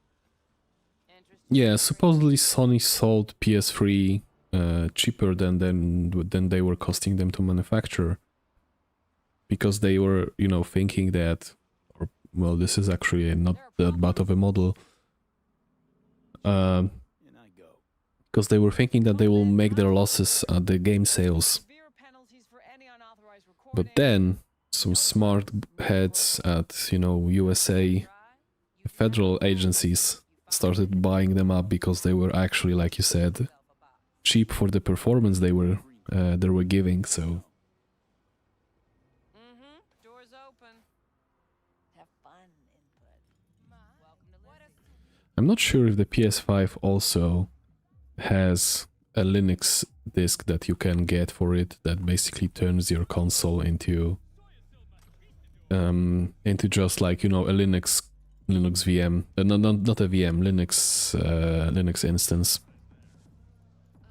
Because there was something like that for the PS3 and PS2. Get you something. I'm looking for Evelyn Park. I'm going just to skip ahead. Big appreciate the but It's all right. Evelyn Parker. I knew it was you as soon as you walked in. Yeah, I think nowadays the PlayStation and Xbox are both just a generic x86 or x64 platform. So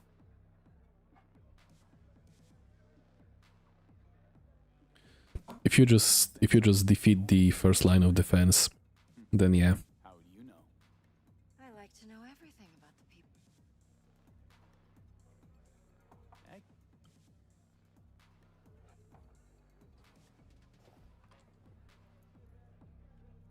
So, what can a horny girl like Nothing's me wrong. do for a hungry guy like Why don't you just tell me the truth? Vanilla.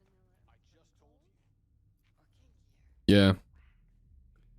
I was 8 or 10 years old when I got my PS1. So I guess I can relate a bit.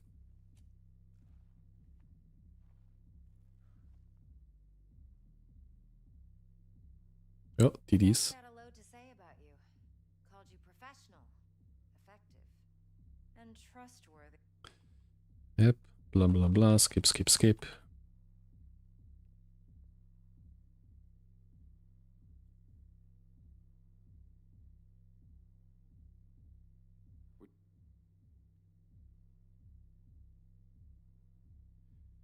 The only thing I'm kind of worried about when it comes to PS3 is that if you do not exchange your Classy Corp hotels. motherboard battery, you might just, you know, brick your console from what I understand, if I remember correctly. Guess you'll see for yourself.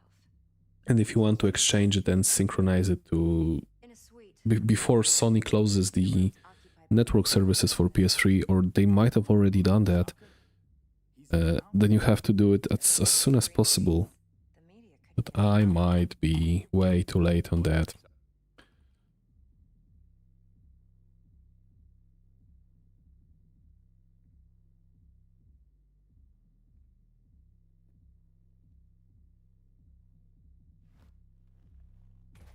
How's a brain dance supposed to help? I really like how they make the skip button the same as crouch button. Of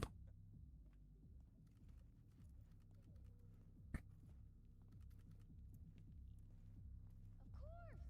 You can count on me, babe. Would you like anything else? No, don't thank me. Relax. He's on the call.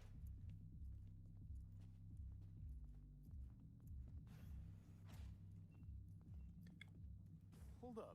Mean to say you recorded this? Mm-hmm. How else?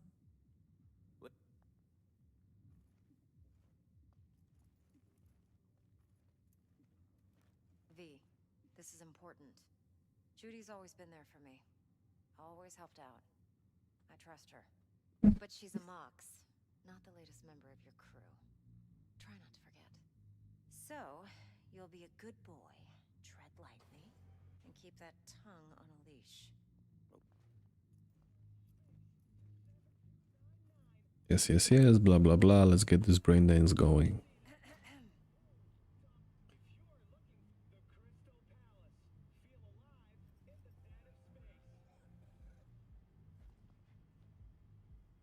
So we drop V inside. Let him look, let him rummage around, right? How about it? I mean, before Cyberpunk came out, she looked like such an interesting character, but whenever the game came out, I was like, I can handle it. there's nothing interesting here.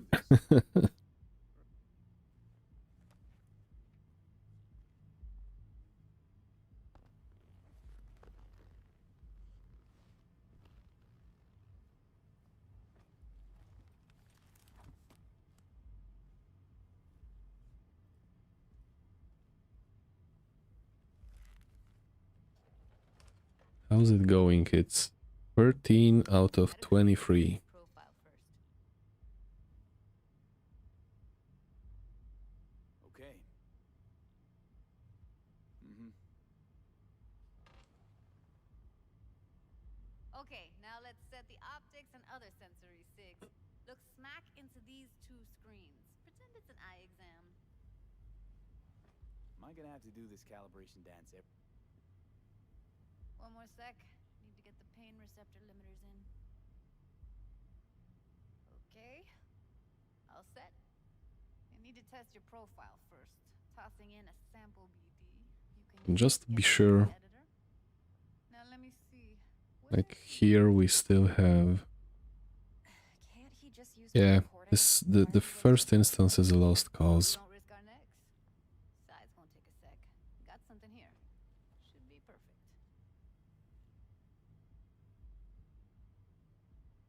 This Yeah, won't take long. skip the tutorial. It's not really that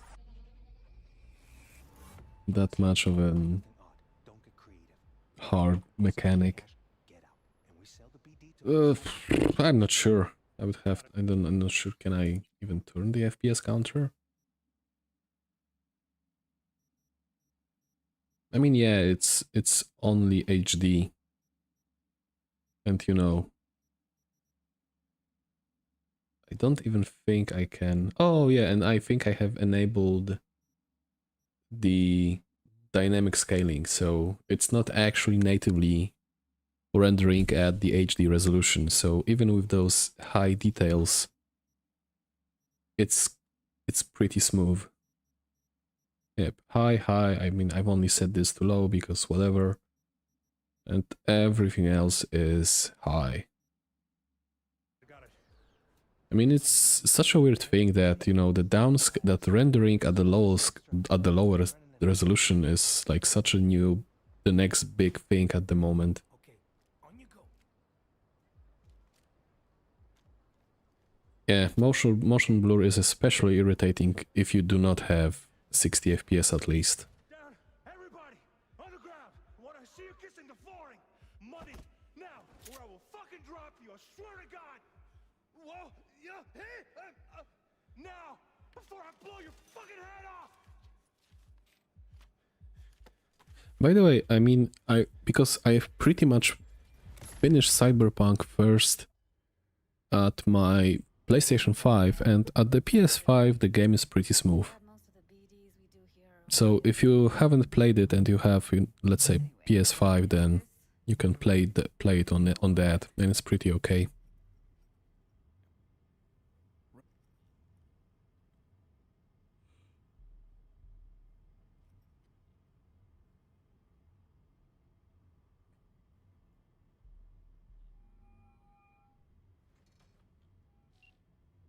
Bug.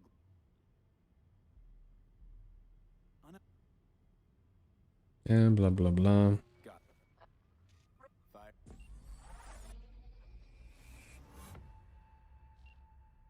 Alright, V. Eyes open. Gotta find out where Yorinobu's keeping the relic.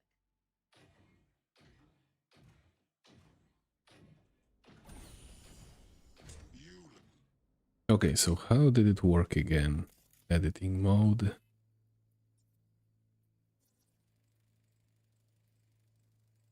Shit, camera's packed with new Yeah, tech. there's just Motion this sensors, and heat this. separators, IFF. You skilled enough to kill it all? Mucho more than enough. Just need access to their subnet. I mean, even now?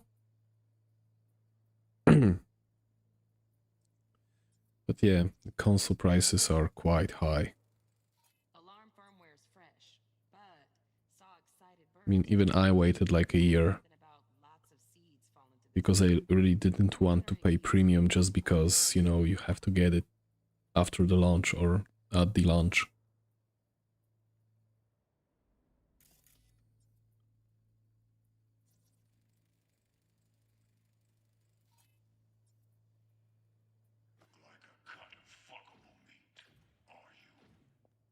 And blah blah blah.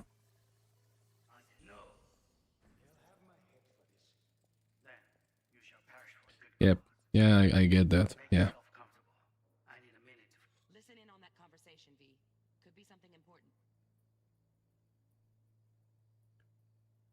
I mean, it's also really, really funny how they, you know, gave you the tutorial for the brain dance, and even after that, they basically are holding your hand all the time. Gotta be. Fancy doodads in here need to be controlled.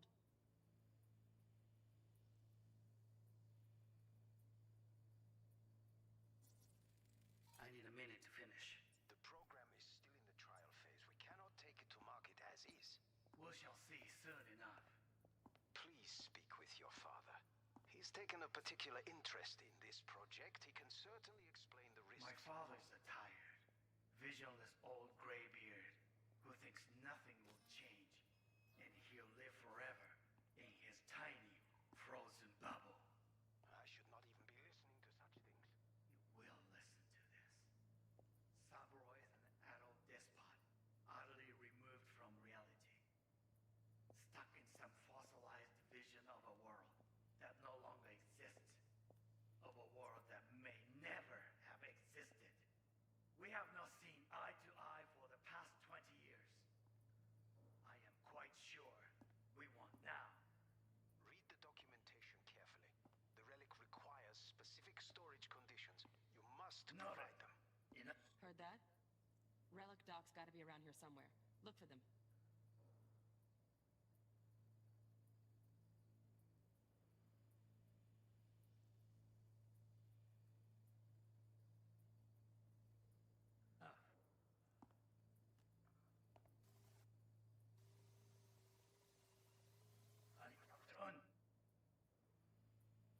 Also, just today, I was wondering, what do I want to do? Like, do I want to upgrade my graphics card or something else? And finally, I have just decided to buy an SSD for my PS5.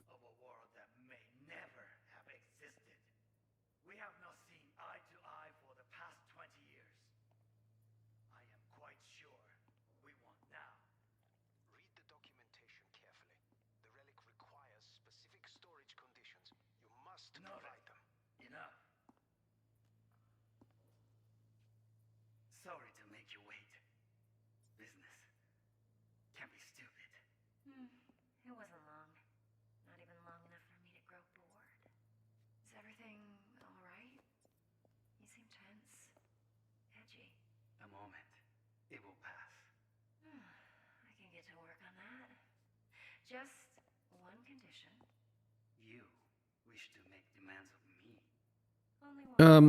I've recently upgraded my CPU to AMD Ryzen 7 5700X, not the 3D ones.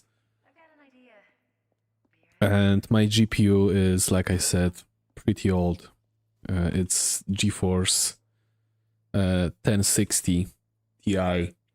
So it's like at this point 7 or 8 years old.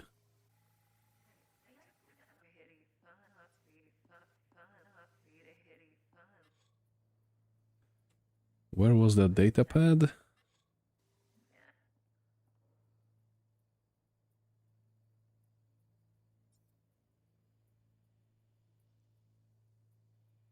it in his hand?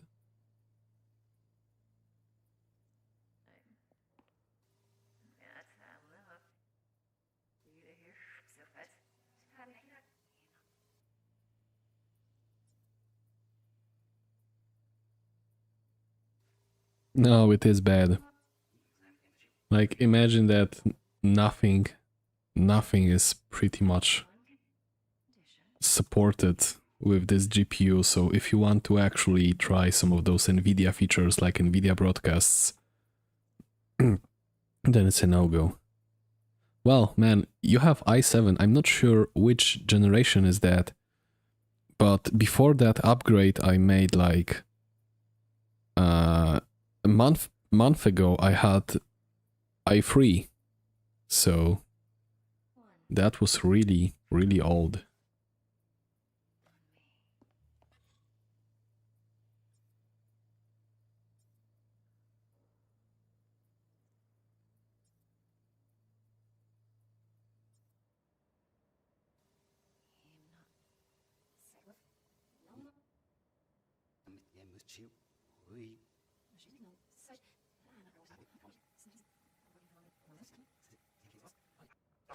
Provide them. Some.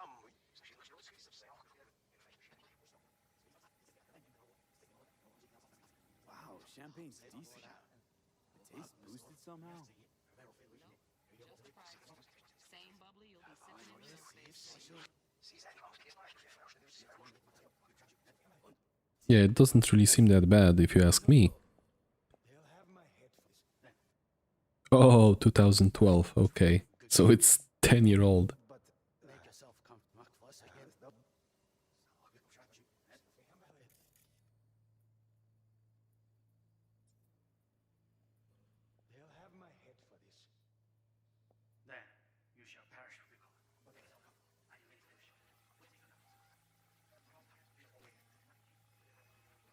Then yeah, it sounds pretty, well, bad. Yeah, RTX. It might be a choke point.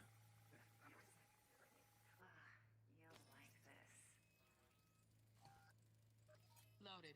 Safety's on. Good to know, though. Once you're in there, don't forget about that iron.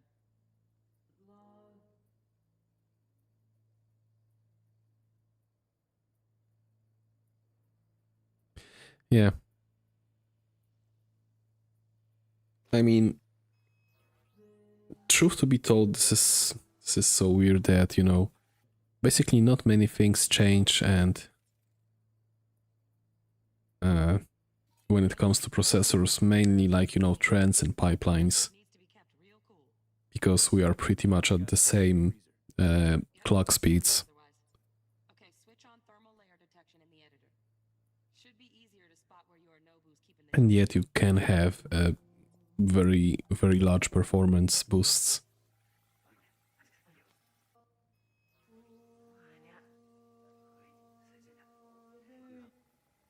Oh, fuck. It's like I'm really... V, eye on the prize. Focus. Just a sec.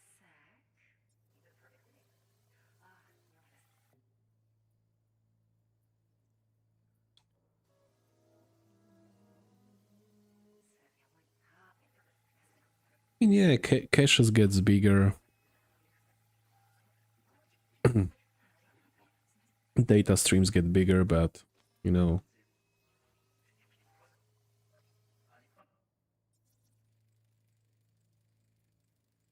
Oh, Donaghy's. Looks like Mr. Arasaka had something to celebrate. Really think you'll find the chip in there? No way. Temp's too low. Could fluctuate. Nice try, though.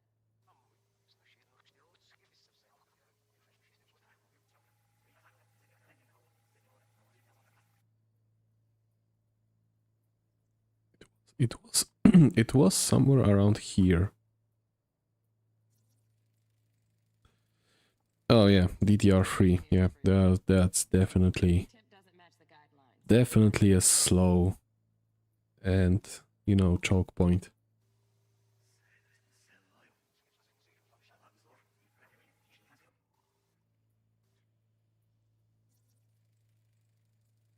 Right. Grab the heat sig. Matches the spec in the docs. Yorinobu's got the case here. Guaranteed. Mm-hmm. We got it. Well, it seems like Looks like we got everything we need. the container are done, and now we only have the hypervisor. So I think within the 5 to 10 minutes it should be done. Which is perfect because we can leave this section of the game and I can just save and quit it.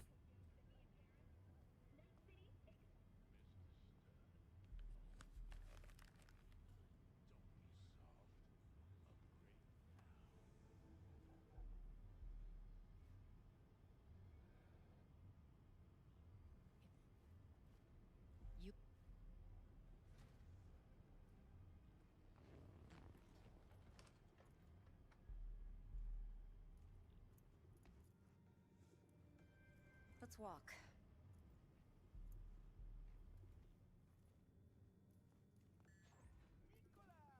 Well, what do you think? So, No decks.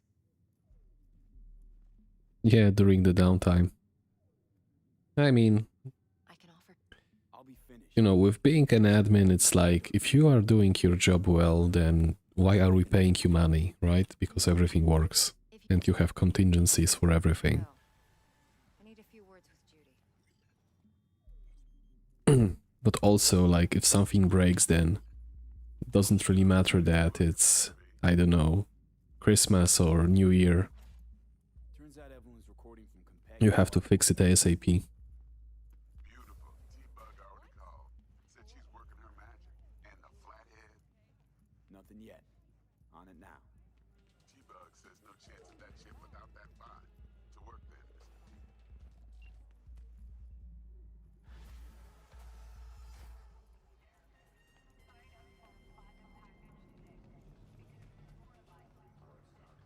Damn.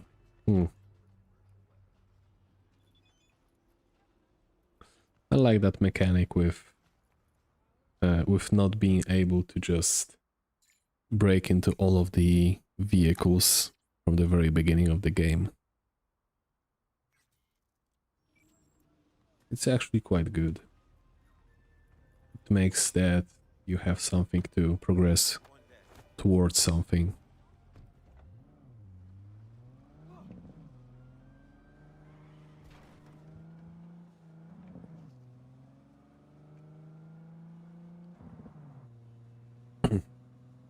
So yeah, now I just might drive around a bit until that bootstrapper is done.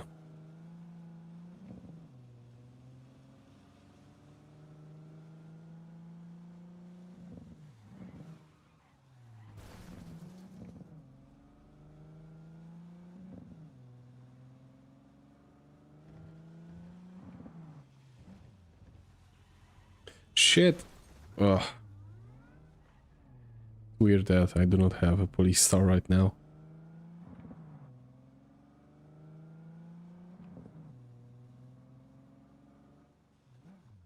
How the hell did I end up at the mission point? It was the one place I specifically wanted to avoid. Okay. So now that is done. Okay.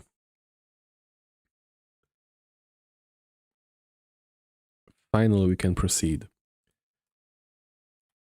Everything has been bootstrapped. Components. So Closer I look guess at we will as in turn finally providing access Kubernetes we will like check services. Sunbeam uses all of the Chandler basic stuff once again. So Juju, status. Give me the status. And why is this such a shorter list? Because if it was not, because previously when it was not working, then there were a lot more apps in here. And now it seems like this is like a short version of that. Oh, and suddenly it has an upgrade version available, the Sunbeam controller, but that's, I think, not really the case here. So let's just try everything let's just try to create the instance, because this is our main Two containers. One of main which thing is that we run are the server noticing that itself, does not while work the other and one is actually runs very the crucial. Getting back to our primary terminal window, we can now see And if that it the does not Sunbeam work, master bootstrap command then I has think I been will stop for successful. today, At this point, our and I will OpenStack try to is up and debug running. this in Now, my the OpenStack client off-stream executes time, sample OpenStack commands. and I will try to finally come back with an answer, if I manage to find any, but let's hope everything works now.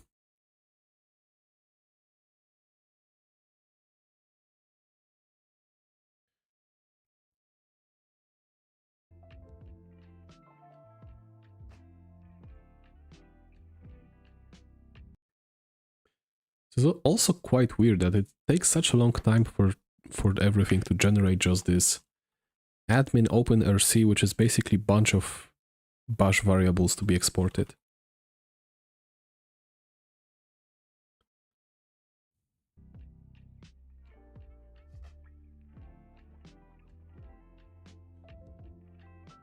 Okay, so now catalog listing.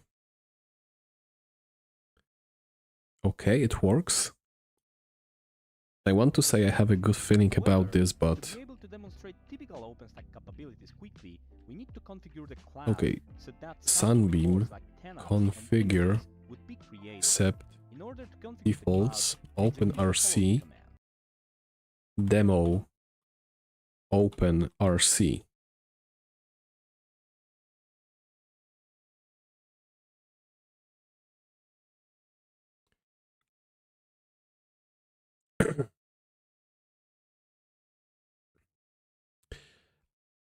I mean, long container pull times, but I think it not only pulls the containers, but it actually waits until everything is started. Until everything is configured, because it's like it says, it's a bootstrap. So it basically installs Kubernetes, it configures Kubernetes, it makes sure that Kubernetes is up. And only then it pulls the containers, and after that it installs the hypervisor for virtual machines. So it does a lot of things. And I think that the longest part is that it actually waits to make sure that it's running.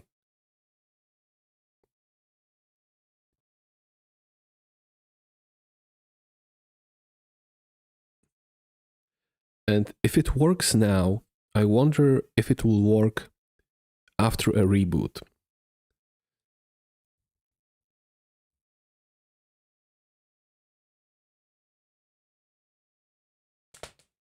But first it has to work just as it is.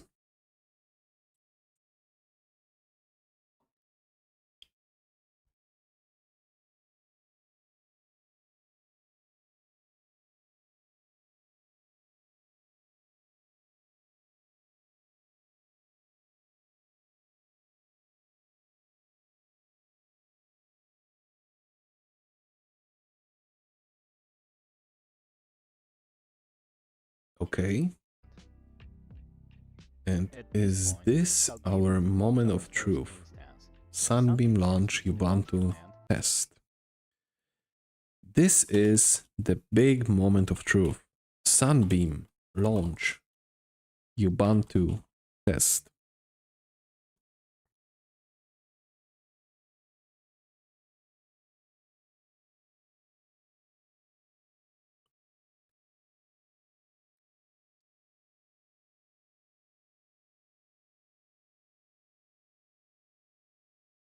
And it's the very same error once again.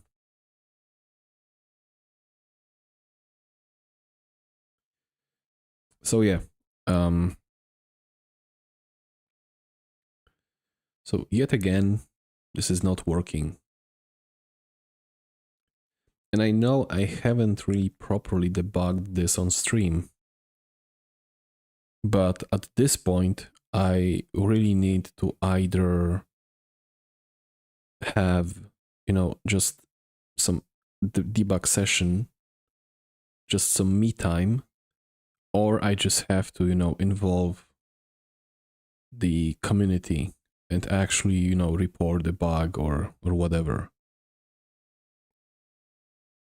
But sadly, as is, this tutorial is basically not working. Which is a shame, because I really expected it to work.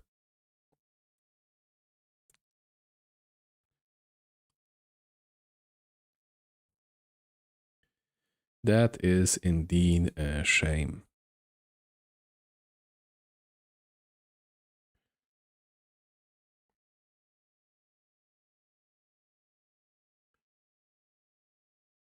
I mean, this is really weird how it basically like fumbles at the very last step. Also, maybe let me check one more thing. Let me get this command. Do we have all of the containers running? We have all of them running.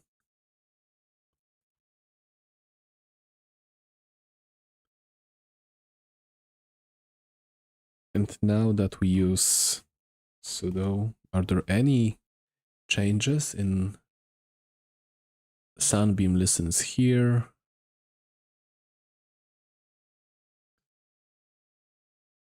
Speaker,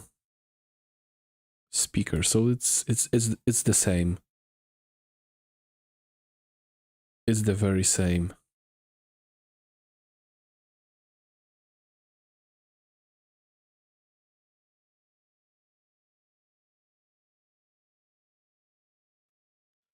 So yeah, at this point I think I'll just have a nice debugging session by myself, and I really hope that I will come back to this tomorrow, fire up the stream, and just show you the finalized working version.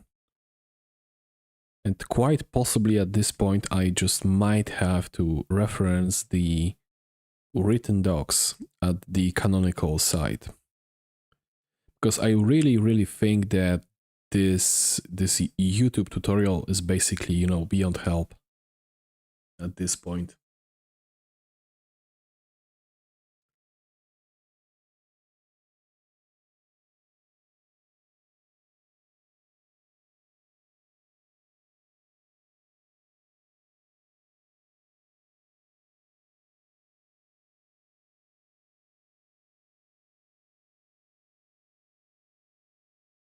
Let me maybe try some small googling. I mean, it also looks like the configure, like basically this, it also feels like this would basically fail. Like this means, I feel like this basically fails at some point, and it does not tell you.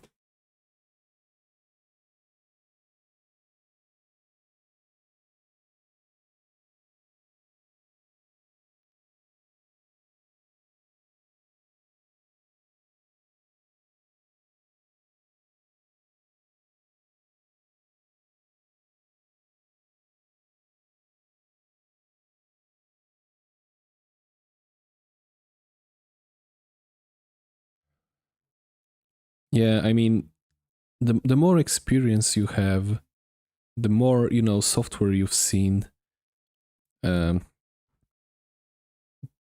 more you start to think that, basically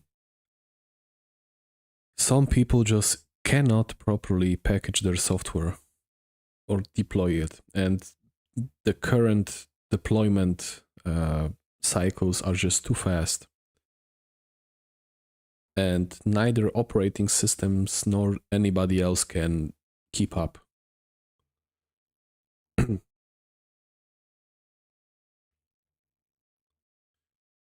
Because I am also reading this tutorial and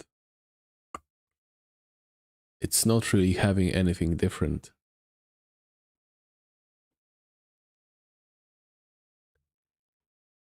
Nothing I have seen before. Sorry, haven't seen before.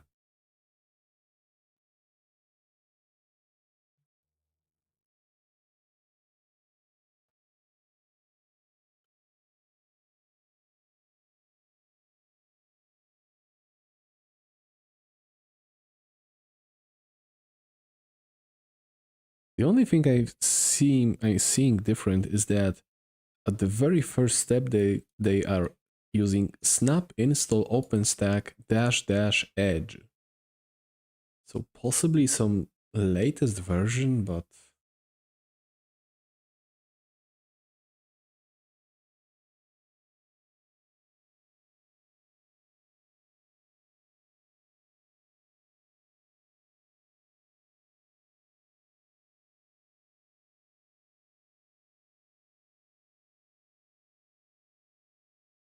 yeah, I'll just come back to you tomorrow, I hope, because I mean, just, you know, switching between browsing for stream is quite annoying, and you know, this requires some R&D. Yeah, so sorry, but this did not succeed yet again today, but I will try that tomorrow. I hope I will have a solution, and at this time I really want to come back with working solution so that the stream has only, you know, start to finish working showcase of that, because I'm pretty sure you can do this. There is some stupid little part that is not mentioned anywhere, or maybe in one tiny post on some obscure forum thread. Yeah, so with that being said, thank you for watching, and I hope I'll see you next time, hopefully tomorrow. So bye bye.